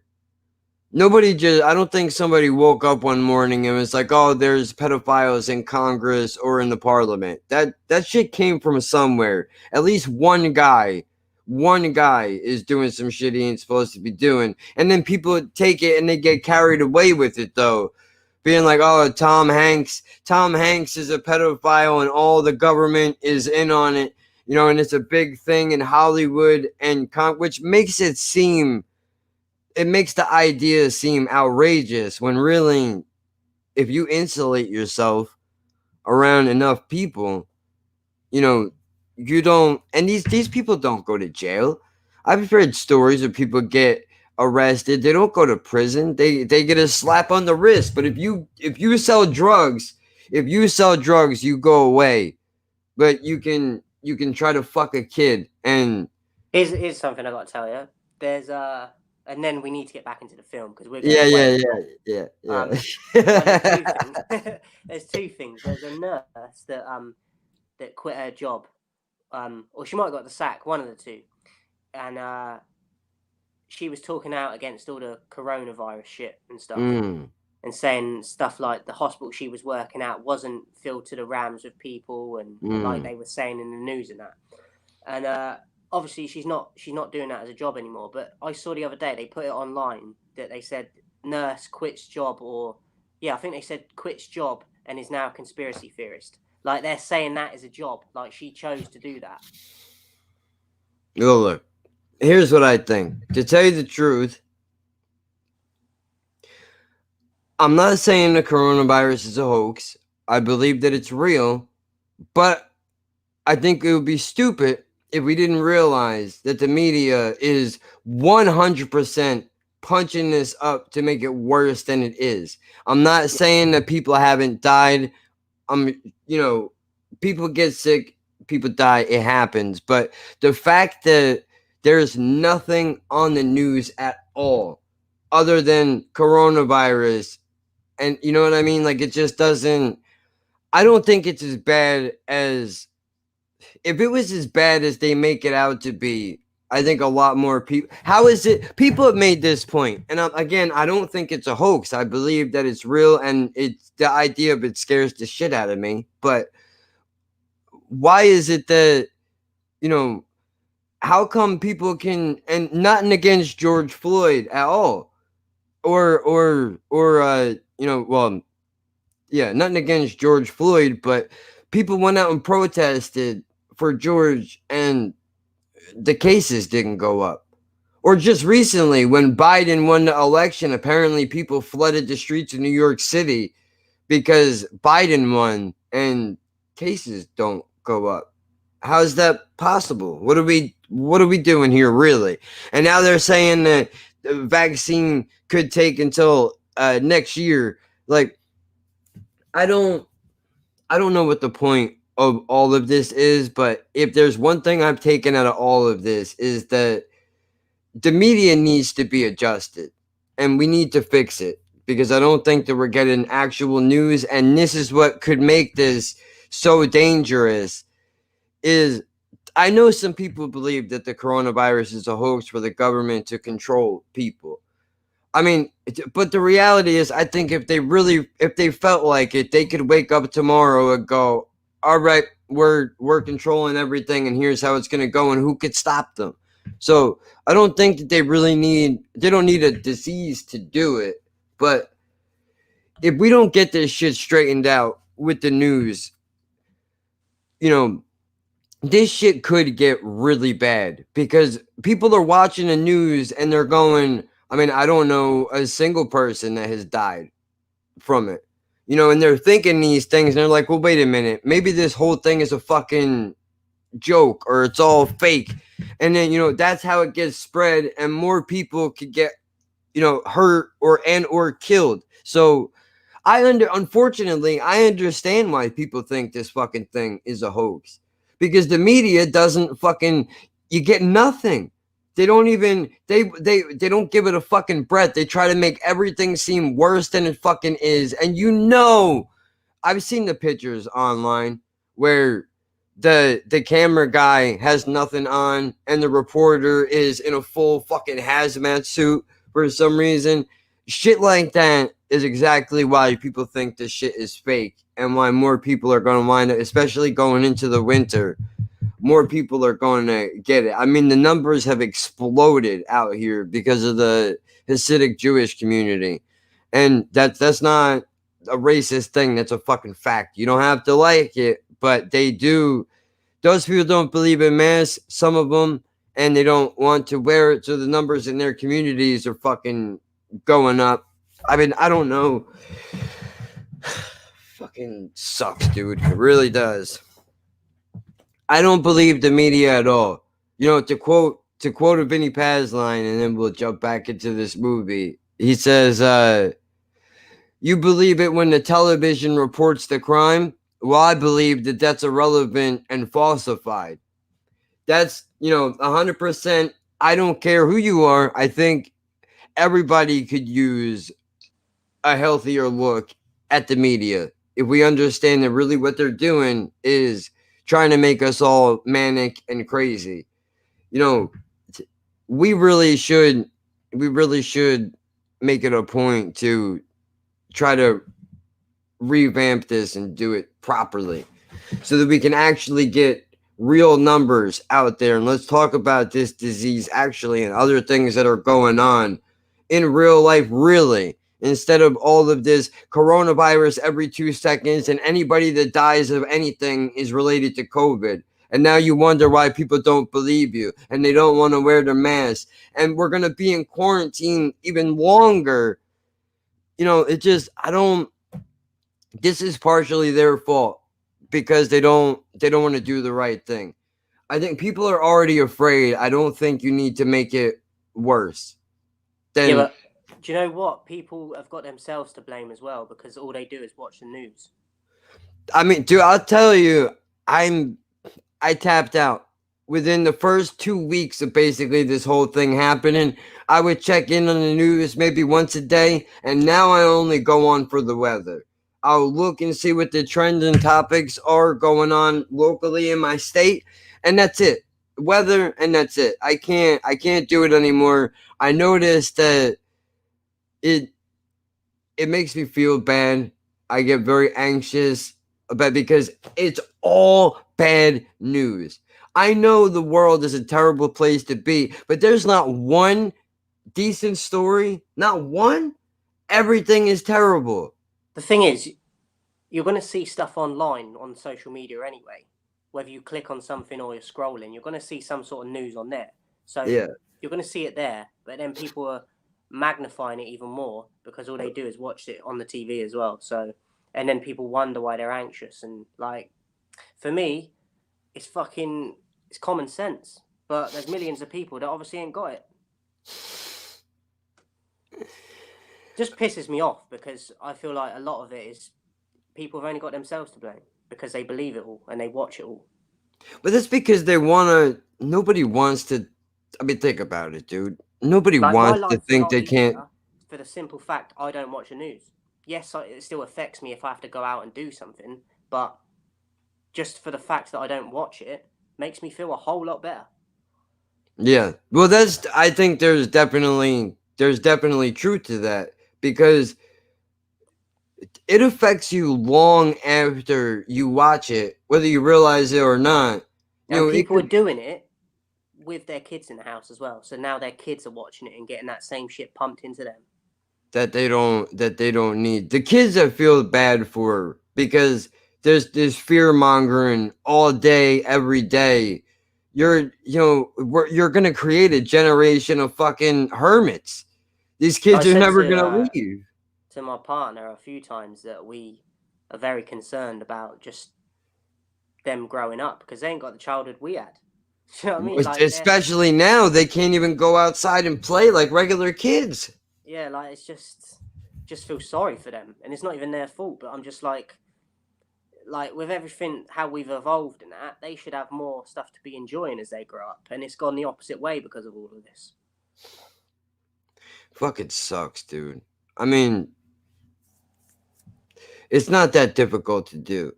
Just, I know you don't want to believe it, but the media lies. That's what they do. And I don't even think they do it for the same reason that anybody does it. It's all about, well, if, we constantly talk about all this crazy shit, we'll keep you glued to the TV because you're so worried about everything, you won't change the channel. That's all it is. Tell me the truth. I can handle it. Tell me really what's going on. Look, if they came on the news tomorrow, I don't know how upset you would be about this, but if they came on the news tomorrow and they said, okay, listen, coronavirus is a deal. It's a thing we need to be concerned about. The hospitals are not overpacked. Things are not as crazy as they were in the beginning, but that doesn't mean that you can, walk around like nothing's going on. I think a lot more people might actually listen if they were to just tell the truth. If that was the truth, the hospitals aren't being overrun anymore, and it's not as bad as they make it seem to be, I think more people would take it serious then.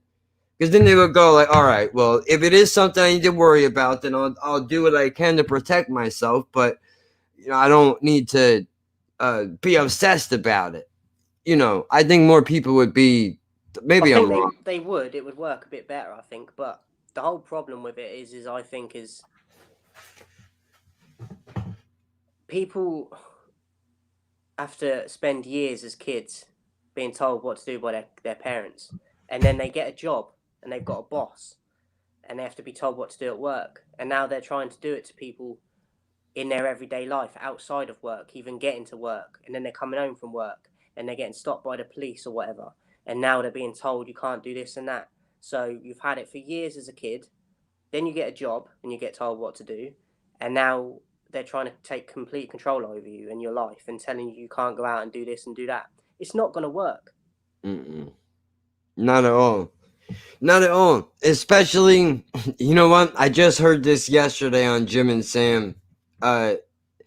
They were talking about, I think his name is Gavin Newsom. He's the governor, I believe he's the governor of California. This fucking dirtbag, since the beginning of the coronavirus, has been screaming and yelling about people need to quarantine and don't be around other people that you don't live with unless you absolutely have to. And then this fucking cunt just gets caught going to a fucking restaurant with 12 people, sitting around with other politicians, eating it up, having a good time. And yet people are supposed to see you do that and then go, if these motherfuckers don't want to listen, why the fuck should we listen?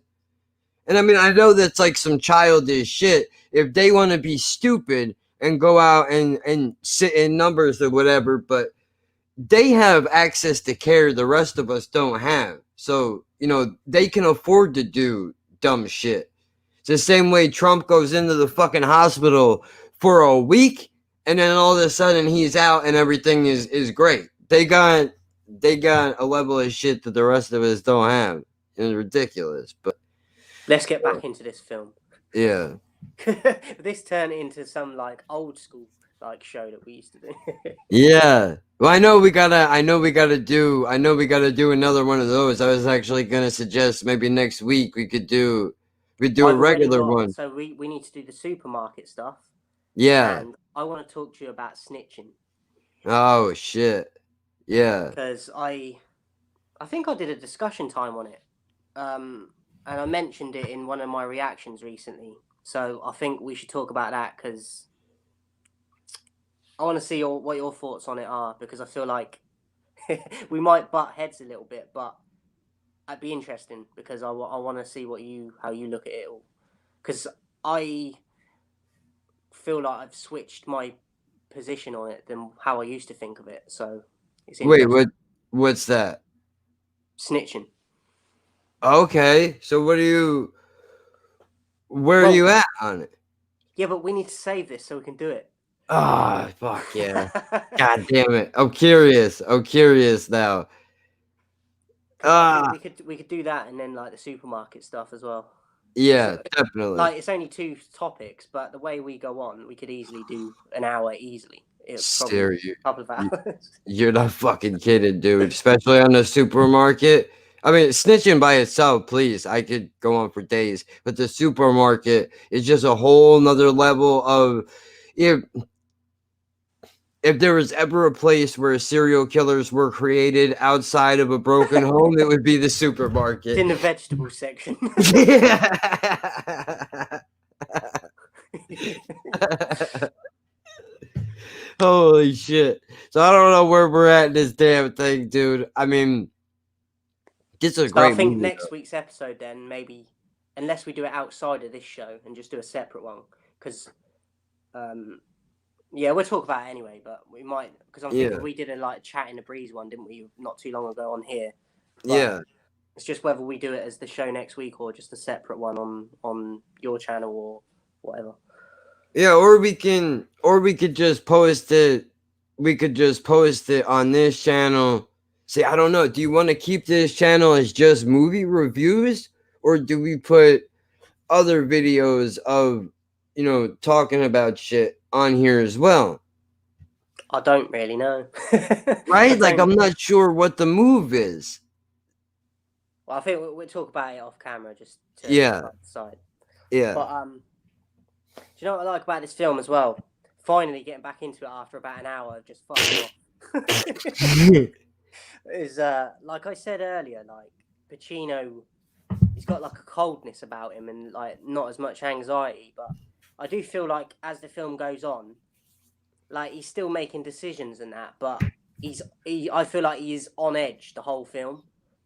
And I feel like the other guy is a bit on edge, that's Sal, but I still feel if it comes down to it and they had to kill someone, I think Pacino hesitates. He might kill him, but that other guy straight away, he's doing it and then thinking afterwards. Definitely. I feel like Pacino is on edge, and I feel you see that as well. Like what I found quite cool about the film is the fact that they don't kill anyone, and that he's like, oh, I'm gonna get them some food in, and then he's like, who needs to go to the toilet? And like, I felt that was quite funny, but yeah, because when you see films like this now, they remake them. People are getting killed, shot. And Oh yeah, just for the blood and guts of it too, for no like, reason. no chance of you can go to the toilet, and that's not happening. So I thought that was quite cool to see because it like you don't really see that anymore. That one, and there's a show on Netflix. Translates roughly in English to Castle of Paper, which is Never where heard of it. a bunch of people come up with the idea to rob a. Well, one dude comes up with the idea to rob a bank and recruits criminals from different parts of the world to do it, and then they go into the Bank of Spain and they fucking rob this motherfucker. But the whole thing is basically it's a similar deal, except there is a lot more. You could tell there's a lot more blood and guts to it. It's almost like they feel it's like movies and TV shows forgot how to live on suspense. That's one thing that this movie did really well is it allowed a genuine build of suspense, whereas shows don't do that anymore. The whole time you're thinking, is somebody gonna get shot in here? Is one of the snipers gonna try to take this dude out while he's running around outside screaming Attica? You don't know the entire time. You have no idea what the fuck is going to happen. And it's not today. I can call it as it goes on. It's ridiculous. Like they don't let it be what it is. They would be so afraid. They wouldn't make Dog Day Afternoon now. Because of the fact that it's about a fucking guy who robs a bank to pay for a sex change. God forbid. It would be called Dog's Day Afternoon Massacre. Like, yeah, it would be something ridiculous. Body count in there to feel like they've done the film justice, which is just a lie. Yeah, and instead of the guy's partner doing it, it would be him. The dude that needed the sex change would be the one that was going to hold the bank up all by himself, and then they would paint him out to be a fucking hero, and they would throw a parade for him at the end of the movie. While saying that he identifies as an ostrich. Yeah, exactly. Fucking ridiculous. Fucking ridiculous. What did you think of the first negotiator guy in it, the fatter guy? Honestly, I think he's a douche, kind of. Tell you the truth. I quite liked him. See, this is what the show's all about. Yeah. Well, I mean, just a douche in the sense of the way that he handled it in the beginning.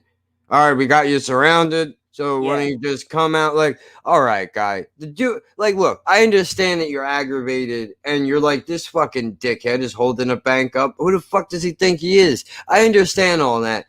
The guy has a gun. You have 9 hostages in the bank. Do you really think the best way to approach this is with an attitude? You have no idea. Why I liked him is not because of how he starts the film. That's what I was going to say. Like, I like how after that initial bit, when he keeps coming out of the bank and that to talk to him, like, and the coppers, like you said earlier, are trigger happy. Yeah. That negotiator knows if any of them shoot him, that guy inside's massacring them. Yeah.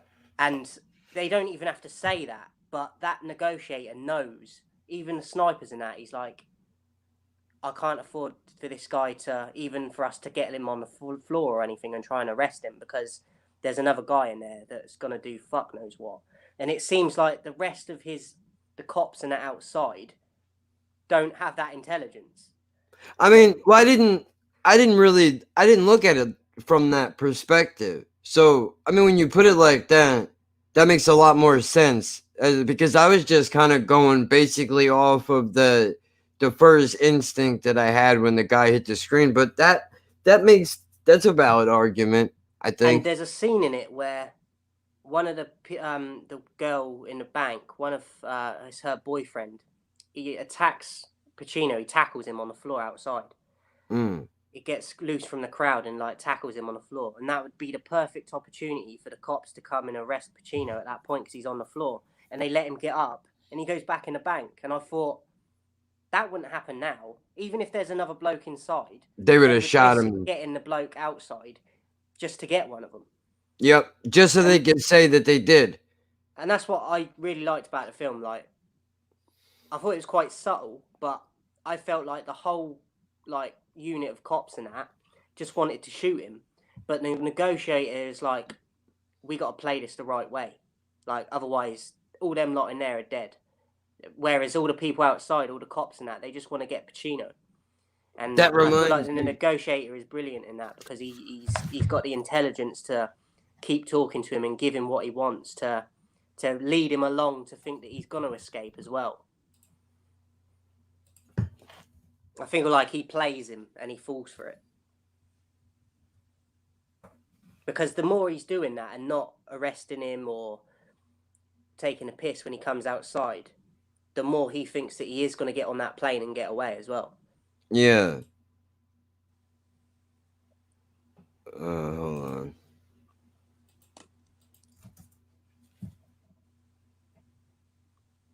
I love that line though when he's outside, and we touched upon it earlier, and he goes, "Kiss me. When I'm being fucked, I like to be kissed." Yeah, that's a fucking.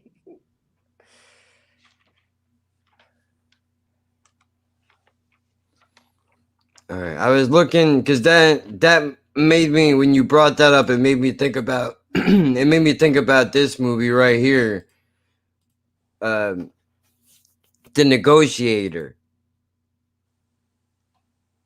I don't know if you've ever heard of this one. I've not seen it. I'm gonna have to watch it. This one is Samuel L. Jackson, Kevin Spacey. Here, let me go backwards. I'll pull up the cast.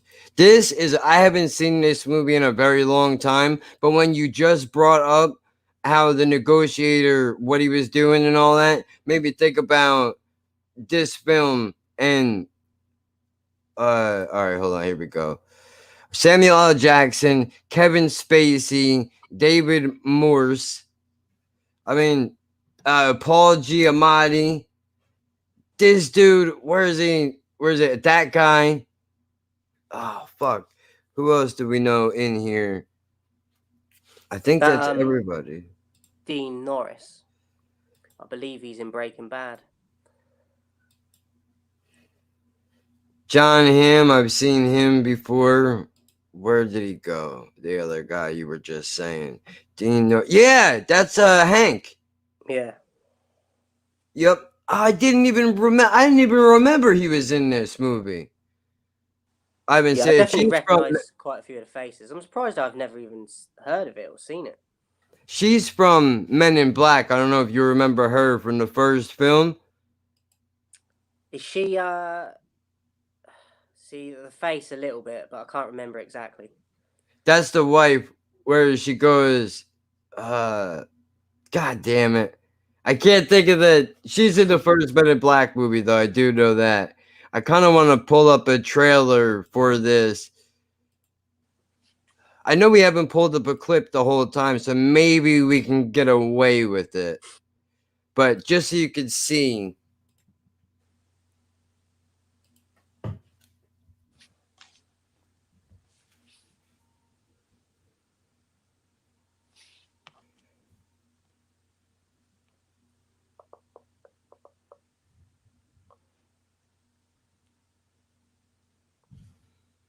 It's not even 5 o'clock yet out here, and it's pitch black outside.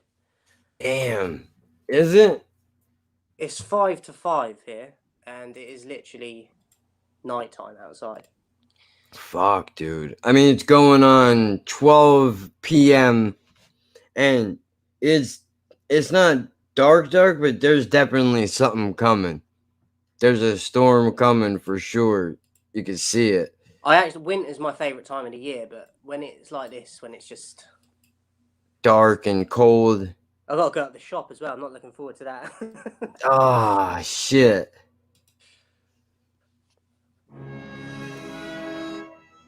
Lieutenant Danny Roman is the best hostage negotiator in Chicago.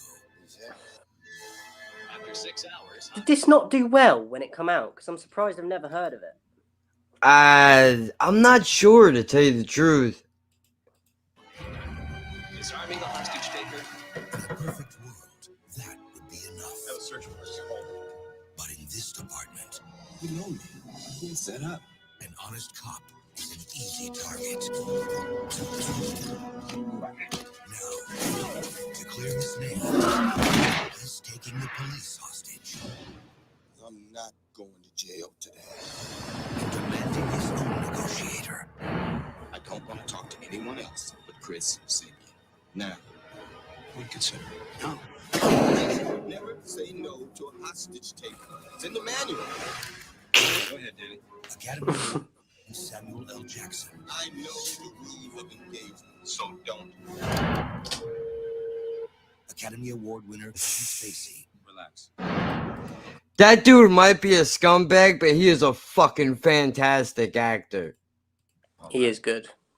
I'm on my way up. I know you don't think I'm innocent, so don't tell me I want to do everything I can. You get out of here. You want something from me. I still have hostages. What was that, a threat? Did you just threaten me? Chief, I have a shot. We can end it right here. Why should I get in there right now? Make me believe why I should deal with you ever again. They want me dead. Going in, full breach. Second unit 1. To the right, unit 1. Initiate full breach. Shut on sight. Holy shit, man. This trailer should have ended a minute ago. I What the almost fuck? feel like Spacey might have done just as good or maybe better in Samuel Jackson's role. And that's Mm. without even seeing it. Just because he, like you said, he's fucking good at what he does. Yeah, that fucking guy. I don't know what him in Seven, I think, is the best role that he's ever done. That film is fucking. I feel like it's. I don't know. Like it's a weird one. If you know about it, a lot of people support it. But if you don't know about it, it goes under the radar a lot. That's like it's like a classic, like easily. But if That you've is never seen definitely- it, it's like what, and then like, yeah, I just feel a bit weird about it because I don't think it gets the credit it should. No way. That one definitely is staple horror suspense film. I remember the first time I ever saw it. I was like, some of the scenes, I was like, fucking I'm never eating food watching this again. Like, But dude, some of it. So I mean, I can't do a lot of. Some of that shit is brutal. Dude, the gluttony one. but That you know was. how fucking believable in that he is near the end when he's telling him about his wife and that. What's in the box? What's in the box, dude? That's why. Oh my god, Brad Pitt is the shit, dude. That motherfucker really is the fucking man. He really is the fucking man, dude. I can't believe it. I really thought that guy would be I told you, I listened to him on podcasts and shit. He seems like a fucking, like, really cool guy. I think it's awesome that there are still people that are like that, but he's such a good fucking actor. It makes me happy that he's a decent person. He's not a piece of shit that I can feel good when I root for him in the movies. Make me feel good. I don't have to feel bad about it. You know. TIAT. I just wanted to say, you said earlier about in this film that he's saying, you know, about the Wyoming stuff and they're planning where they're going to go and that. Yeah. I felt them a bit uncomfortable, them scenes, because it's like they really believe that they're going to get away with it all and they're going to actually escape and do you know what I mean? And I'm like, this is sad in a way because, like, it goes back to what you said earlier. Like, he's just mentally not right because he thinks that he's going to do all this and get away and the police are going to support him and do you know what I mean, and fly him out of the country and then he's telling his Sal matey, like, asking him where he wants to go and that, like, he's actually going to make it happen and that. I feel we a bit got- uncomfortable because We got hostages. We can go wherever we want. yeah, and it's Wherever we like, want. even up to just before Sal dies, like, he's like, here's the plane, Sal.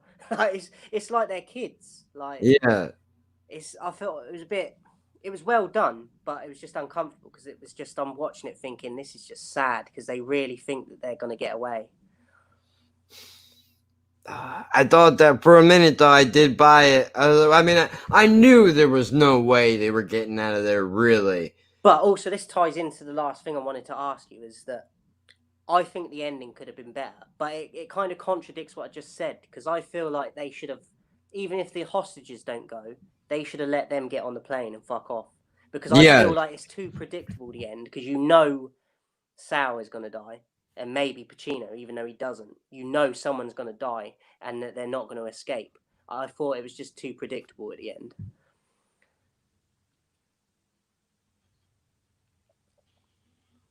But also shows the brutality again of the police at the end, because that guy in the car, who was the same guy earlier on in the film, was like, "Don't worry about Sal, we're going to deal with him." Like, he in the car and that is like, "Make sure you keep your gun up in the air, Sal, because if we go over bumps, it might go off and that." And then he fucking shoots him because he ain't got time to react. And that's why he's telling him it. I'm like, you fucking bitch. Because he's not even killed anyone for you to do that. They wanted to put a bullet in him because they could. Like, oh, so you wanna waste our day holding up a bank? We're gonna fucking show you what's up. Another question as well. Why do you think that they felt that way and said to Pacino, "Oh, don't worry about Sal, we're going to deal with him"? Why do you think they wanted to get to him and not Pacino? Because through the film, they've got no dialogue with Sal for them to have an issue with him. Like, obviously, they're going to have an issue because he's part of the robbery, but they're not communicating with him at any point. Unless they've got something that's happened like previous, but they never even bring that up.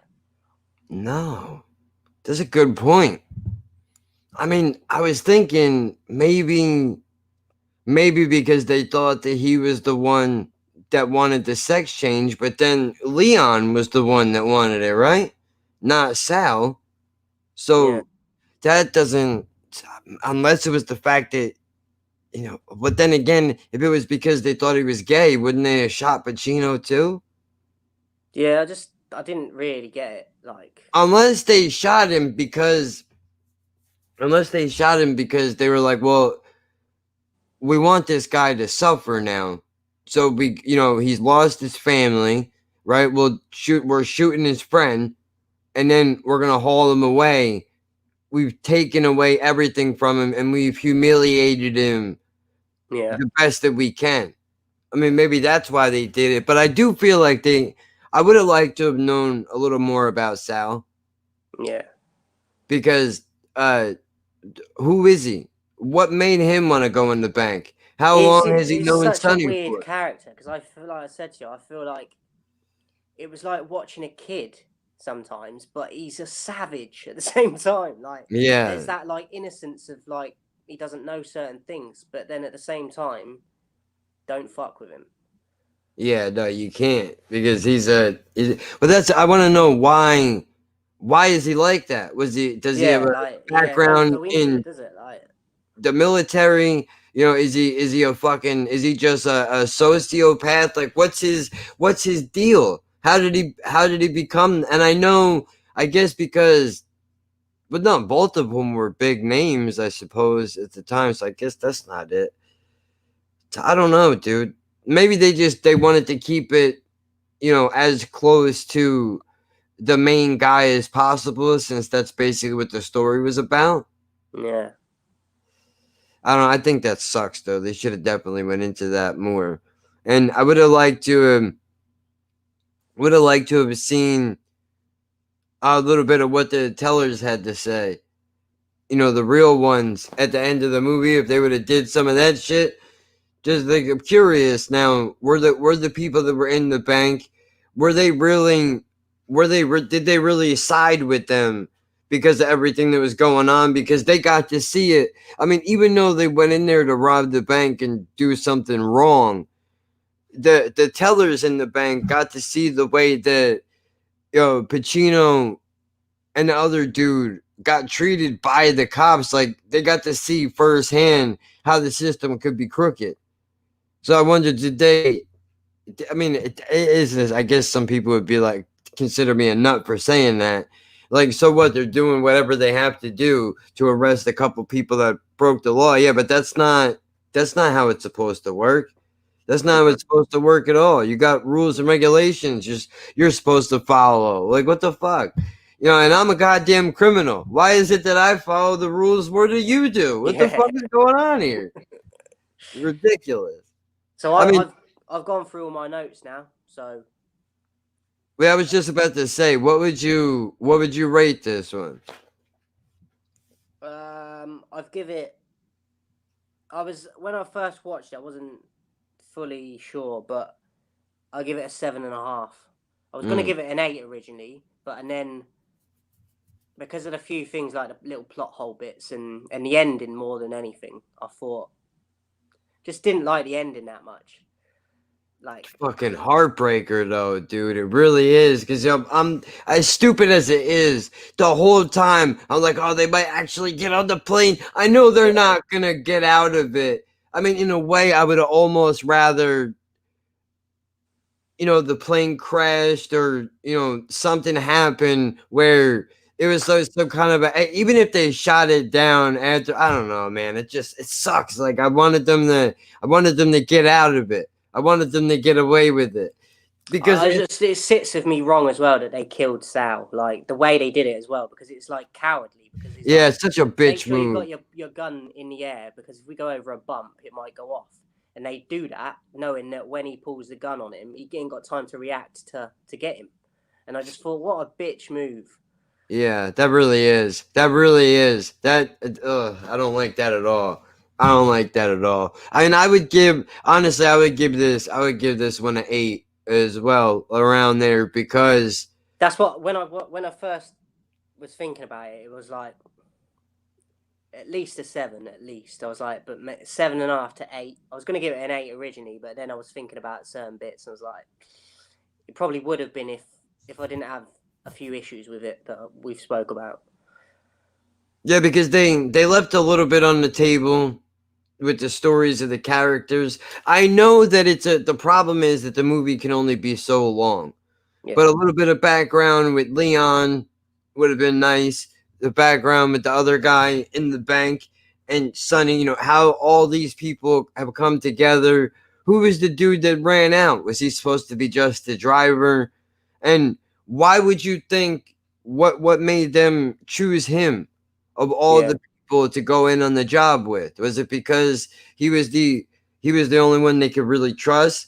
Did they all do time together at some point? Like, how did they? So that's the one thing that kind of sucks. But I like the fact that they had the balls to talk about transition in 74, whatever it was, and not in a comedic way, where they actually kind of tried tackling it seriously.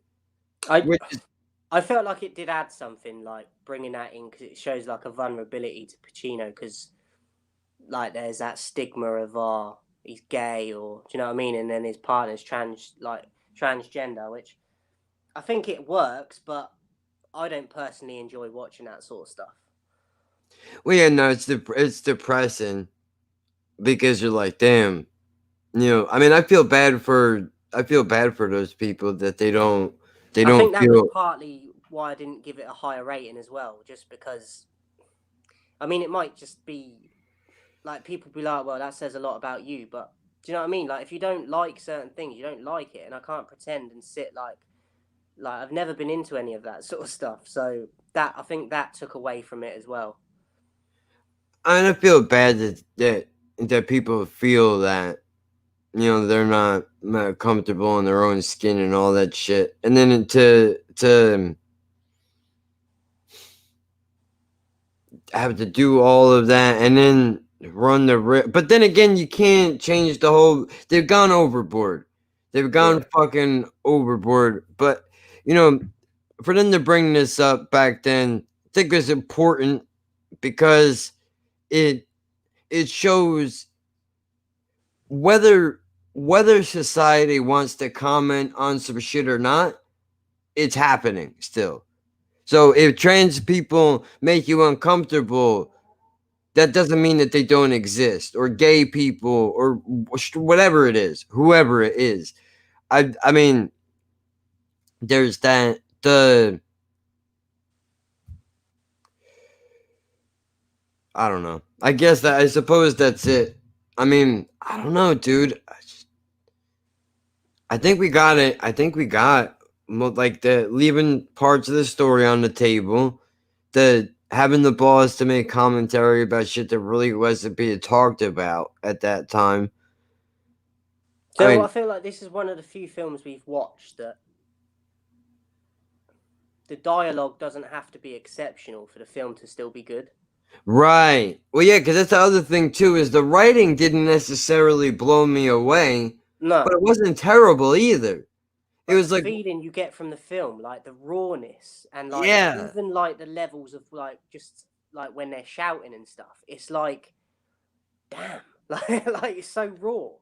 yeah, like you feel the intensity Yeah, more so than because it seems like what the movie was going for was the feeling rather than because I've heard people say this where you can watch certain shows or certain movies and you can just tell that the writer is just writing shit a certain way because he wants to come off fancy or whatever. And that affects your bottom line because when all you're worried about is the way that you're writing these fucking words, you're going to bring the mechanics of that onto the screen whether you realize it or not, and people are going to notice. This one was like, we got a basic script. I want to concentrate more on the action and I want people to feel like they're here in the moment. Another example of that I think is Goodfellas, where the writing doesn't necessarily blow you away as far as the interactions between characters go, but the story is so fucking strong that it brings you in through it. I think that's a big thing that movies are missing now, unfortunately. And I don't think it's because I don't want to say it's because people are lazy.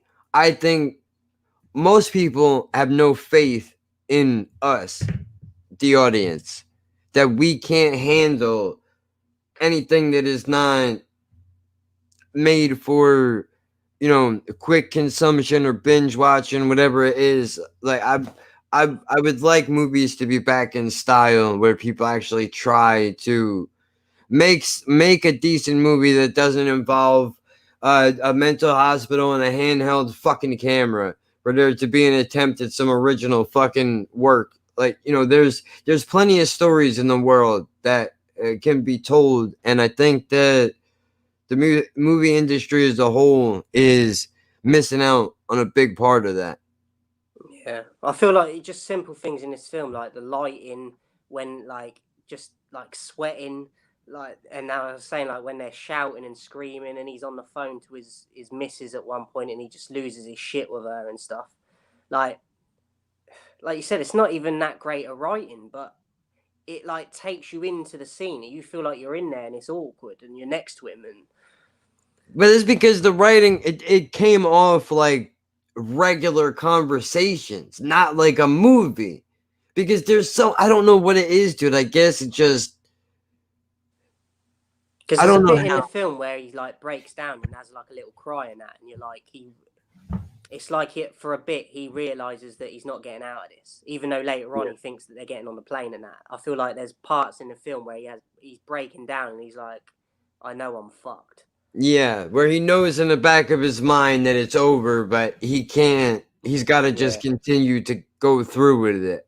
But how Otherwise, good is that? Like, it just shows how good they are at like how they did the film, because he's not made that in the dialogue that he's fucked, but you know it from him like breaking down and the facial expressions and yeah, it's fucking. That's a great part. That's a great part of this movie, dude. And unfortunately, I think that's lost. Not completely. It'll come back around. I think hopefully, this quarantine has given people some time to really try to come up with some decent shit. I mean, we're all sitting around doing pretty much nothing anyway for the most part. So hopefully, when everything goes back to normal, we'll get some decent fucking movies out of all of this. That would be great. I know I'm pipe dreaming, but do you know, I think out of the films we've done, this is definitely in the top 2 for me. Maybe definitely, number 1. definitely, I'd agree with that. I'm trying to think. I mean, I wouldn't give it a massive high rating, but that's just because I'm a bit tight with that sort of stuff. It takes quite a lot for me to give things like a 9, let alone a 10. So, like, I'd give it a 7.5, but that's just because I sort of think back on certain bits in it that I'm like, that could have upped it a bit. But just enjoyment out of the film, easily top 2 for me. Definitely. I would say that too. I mean, because I know we've done good movies. Not that they're bad movies, but this one just it brings something to the table that the other ones haven't brought. Yeah.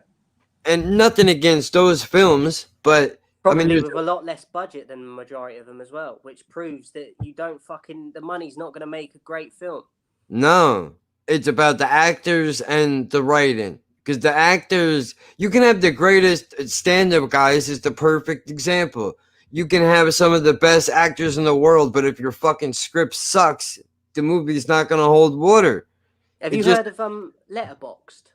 It's like a movie website where you can like make lists of like your favorite films and just things you don't like, and it's like a film library basically, but you like can make lists of your films and stuff. Oh shit! No, I didn't know that. But I'll send you a link for it because I've got an account thing on there. But I've got a list I made called Letdowns, and I put stand-up guys and Sunset in there recently.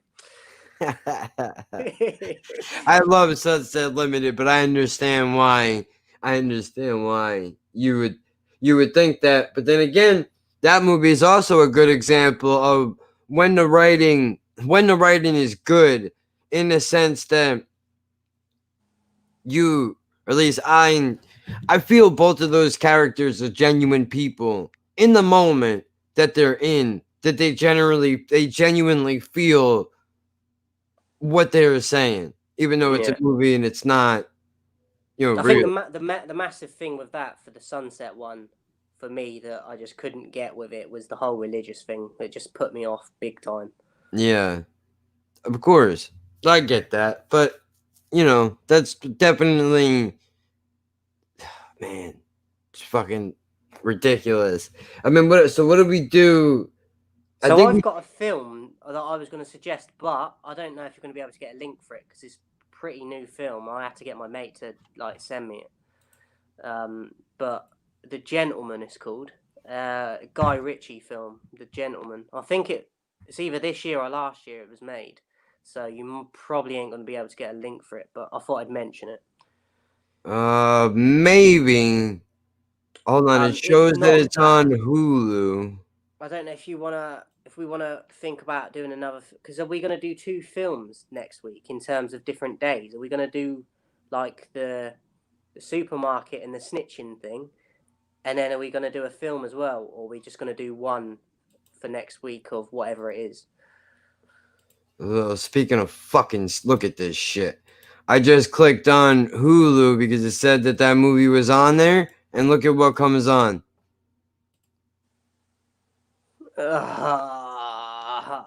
Huge. Part investigative documentary, part real-life gangster movie, this film unpacks the life of a polarizing rap sensation and internet troll, Tekashi 6ix9ine, aka 6ix9ine, while chronicling his rise. Can I just say, I don't actually know how that guy is still alive. Me neither. I'm gonna look this up while we're here.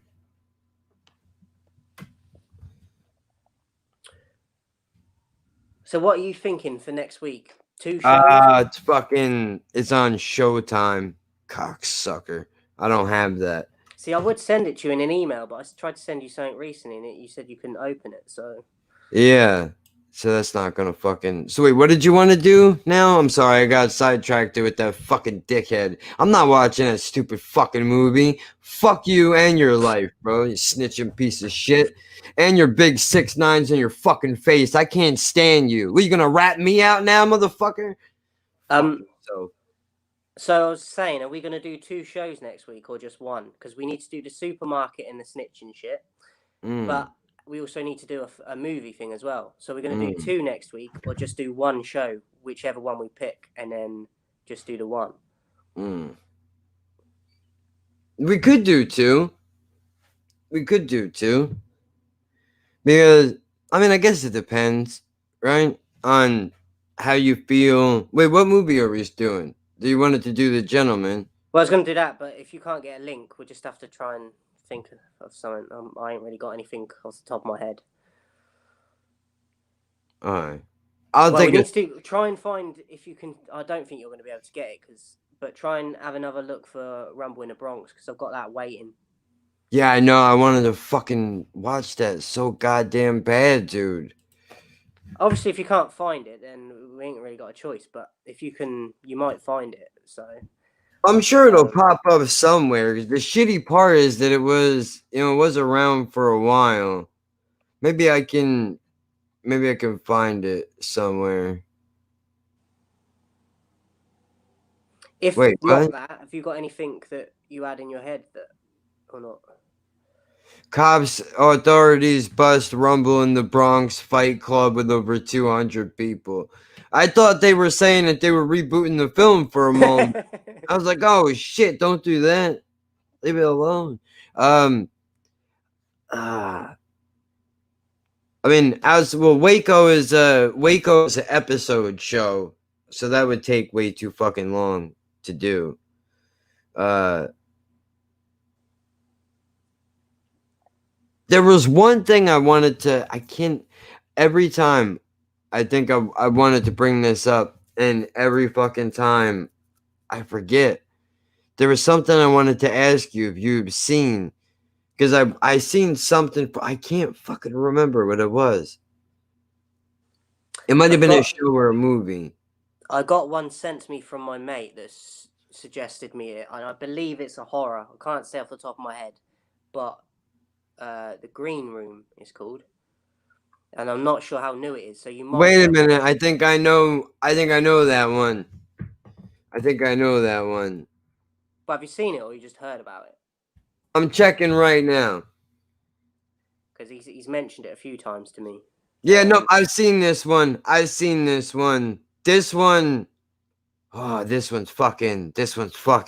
Oh, it's rough, dude. Oh, it's rough, dude. I mean, honestly, this is a good one. It's graphic. I will say that. Should we do this one then? I mean, I'm just thinking it might be easier for you to get a link for that as well. Well, yeah, because I'm pretty sure this is on. It's on Hulu or Netflix. Did you watch it? Like, is it going to be too soon for you to watch it and like be like, I only watched this recently? Not long ago, a few months back, I think I seen it, but because I don't want to do it if you have to rewatch something that you're not feeling at the time because you haven't watched it that long ago. Because I was like that to you about something not long ago. I was like, I can't be bothered to watch it because I remember it not watching it too long ago. Like, I'd rather watch something new. Well, I mean, it doesn't bother me. It's just the fact that because I haven't seen it, so I thought I'd mention it, but I didn't realize that you'd already watched it. Yeah, but I mean, this one is good though, dude. I don't know where you're gonna land on this, but I don't mind doing it. It's just whether you want to do it as well, like, because you've seen it. Yeah, I'll do it. But we still got to figure out if we're doing just one show next week as well. But we could do that at a later date. We need to figure that out. Well, I was gonna say it depends on. Let's see, what do we got going on? Next week would be the 24th, and when is the holiday? You're asking the wrong person. I've got fucking no idea. Yeah, but I've also been thinking, like, we need to do something for Christmas as well. I know it's a little while away yet, but... Okay, so Thanksgiving is on the 26th. So that would be next Thursday. That's when the holiday is on. So if we do the first show, if we do our regular Tuesday, that would be the 24th. So we could do that before the holiday. And then we could always do the second one either the day before or the day after the holiday. Yeah. And then it's just a matter of which one. Well, we could obviously have the regular conversation first, maybe we switch the days. We could do the movie. We can release the movie one, I guess, on the. So what do we do first, though? Do you watch the movie and do we review that and then do the conversation, or do the regular one? Give you time to watch the movie, have the holiday. I don't know. I didn't think. Yeah, so it's a tough one because I don't want you to have to. I don't want you to have to rush through this one. And I think this film might. You might have to take a breather in between watching it. I don't know where you're at though with gore and shit I'm not, like it's that. not. I'm okay with it really. But I mean, I'm not the massive. It's like the biggest fan of it, but it's never been like, oh, I can't get through it. Right.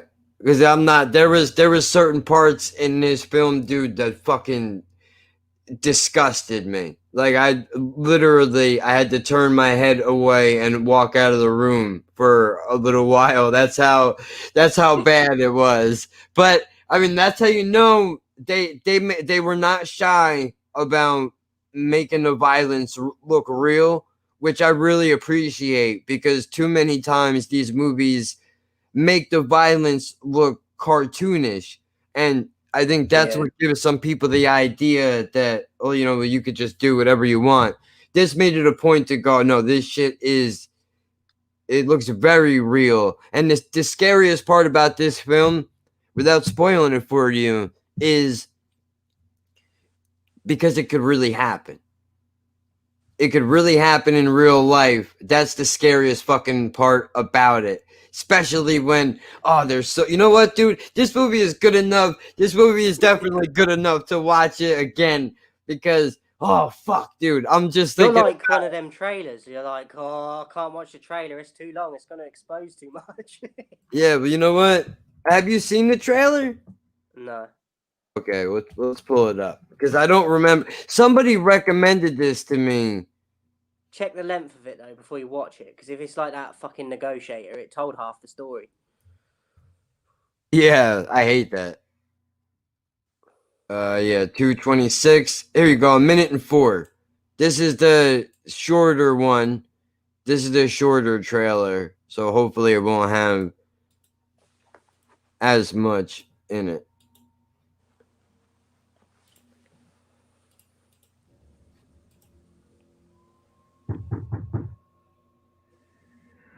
Gentlemen, I hope you appreciate the situation.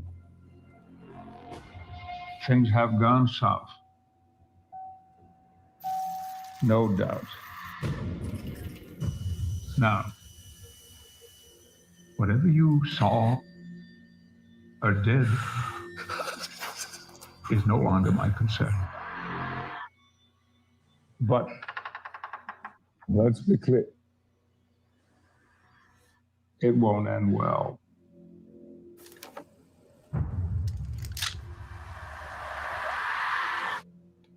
You're coming.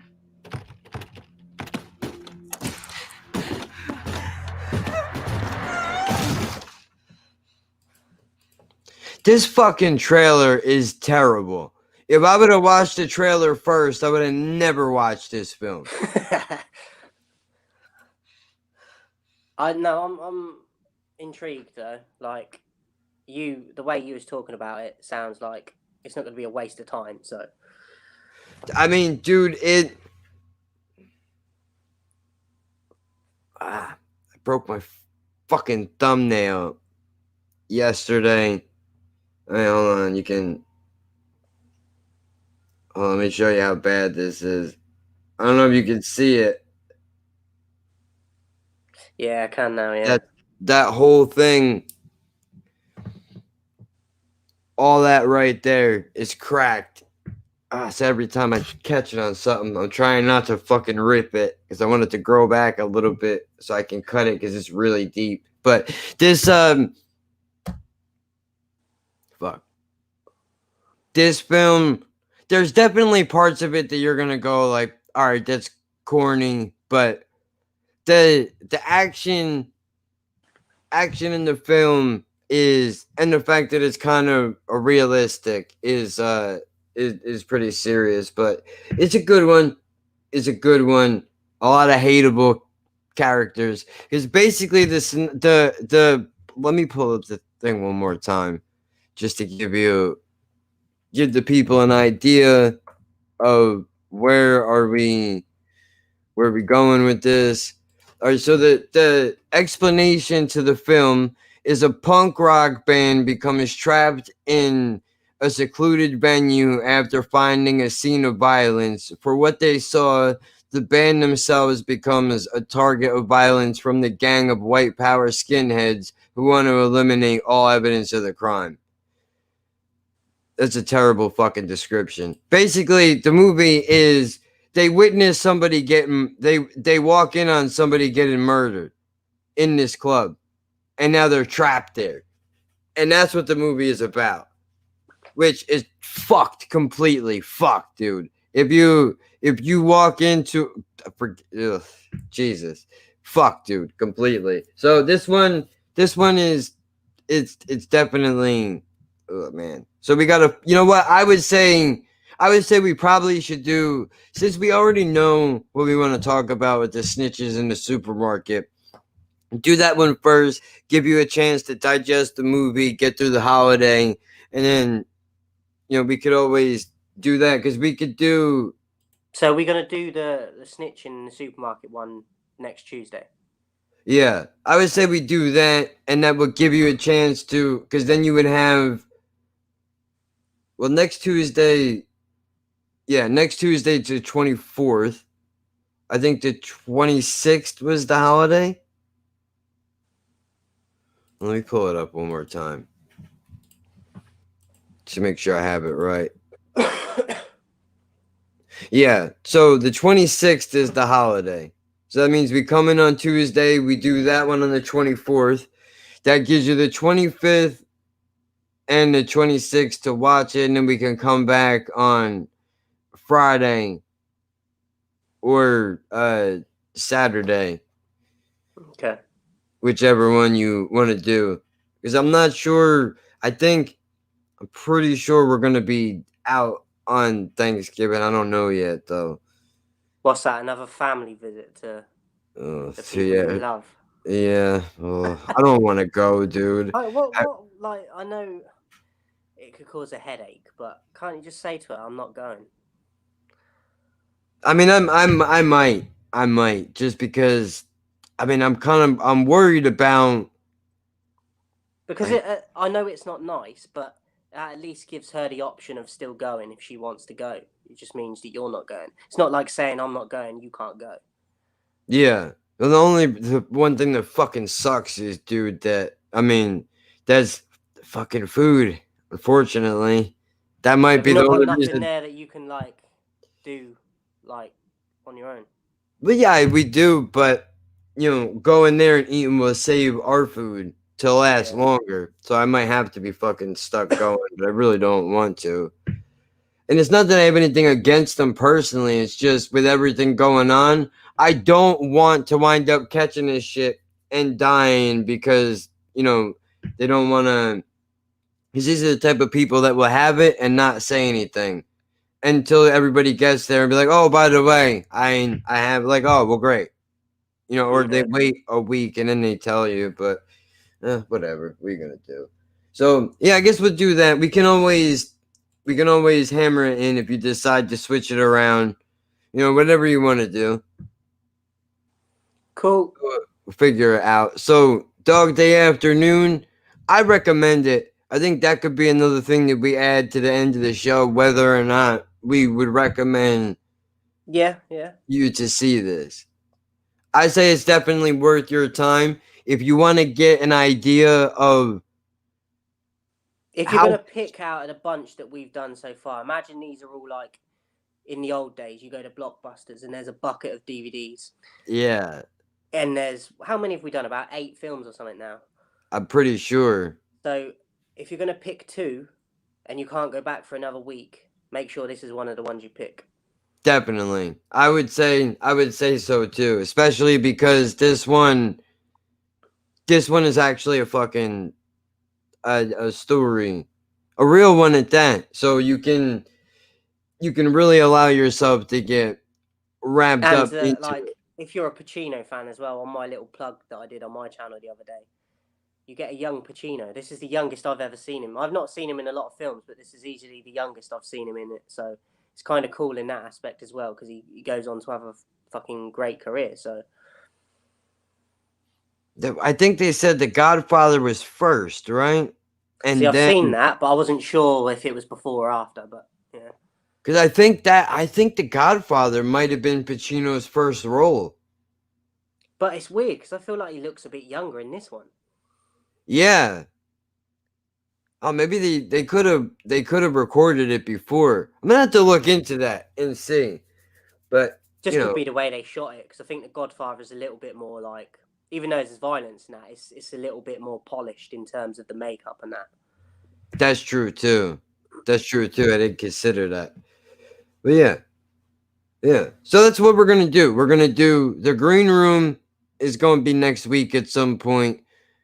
That one, if gore disturbs you, I definitely would sit out that film. And there's a bunch of other shit that I could bring up as well, but I'm not gonna, just because I want everything to be going to you for the first time once you see it. So, but all right, so we got 2 shows. If you got nothing going on, if you're at home for the holiday this year, go back, watch some of the older episodes, and maybe I'll try to put a highlight reel or something together for the fucking holiday itself. I don't know. We'll figure it out. But there you go, guys. Next week we'll be back. We're gonna do a regular stream where we just talk and bring it back old school, and then we'll do the green room as well. Can we not have any cupcakes next week though when we do that show, because you're not gonna like it? Just a pre-warning for everyone. Yeah, it's gonna be a rough one. It's gonna be offensive, but you know what? Somebody's got to do the goddamn dirty work. Why not be us? But with all that out of the way, we'll end this shit here, and we will be back next week. So stay tuned for that, and I guess that's it. Unless you got anything else that you want to add. Just make sure that if you haven't seen this film that we've talked about today, definitely watch it, because you might be put off thinking, oh, it's from the 70s and that, but you got to get past that, because I think if you watch it, you'll be glad you did. Yeah, it's definitely better than a lot of movies that have come out recently. That's for damn sure. Like, this one actually tries, which is a lot more than I could say for a lot of other films that, have come out lately. But all right, I don't want to eat up all our time, so we're gonna get out of here. That reminds me though, I do gotta check and see how much time we got. Okay. And I also want to see if it makes a difference that I opened up a new stream on this one instead of using the old one. I don't know if that matters, but that's all, channel bullshit nobody cares about. Okay, so look, next week, the green room, shopping, and snitches, dude. It's gonna be a rough week. Nobody's safe. Buy your helmets now and get ready, because we got to get it in before the Christmas, because we can't have the Christmas stuff coming around and we're just fucking like doing all the doom and gloom at Christmas. We got to get it in before Christmas. Christmas one, that's gonna be interesting. Well, I'll talk to you about that, because I just had let me write it down before I forget. Hold on, because I just got an idea for a movie for Christmas. I think I know what it is, and if it's what I think it is, I'm gonna have to have words. What do you think it is? Die Hard. No. Just because although I love people that. say that as a Christmas film, and I've never really watched it that much, and like I didn't even realize it was a Christmas film because it's been so long since I've seen it. But people are like, oh, it was filmed at Christmas. So I watch it every year, dude. I love that movie. It's one of my favorite ever. Just at that one, and the one with Samuel L. Jackson in it. Have you seen that one? Die Hard 3, I think it is. I think I have, but I think I've only seen all of the ones I've seen like once, so I can't remember. Oh fuck, dude. That's a serious one. There's one the beginning of that fucking movie is dicked. 100%. We're like, oh my god. That's a good one too. But Save it. yeah. Okay. We'll see you motherfuckers next week. UKNJ Project. We do these live as we're doing now. If this video does not exist later on, YouTube copyright strikes, everything gets uploaded, but the audio is also available. I should have put this in the beginning, but the audio is available on anchor.fm, and you can check the other podcast platforms. There's a chance that it could be released. I know it's on Spotify as well. So if you don't see it on YouTube, that doesn't mean that it's not out there. It just might only be the audio exists. So keep an eyeball out for that. Instagram is UKNJ Project. And, that's it. BCHQ, myself, Jacko and Trade, Laughing at Birds. And, we will catch you guys next week. See you next week. All right, dude. Look forward to it.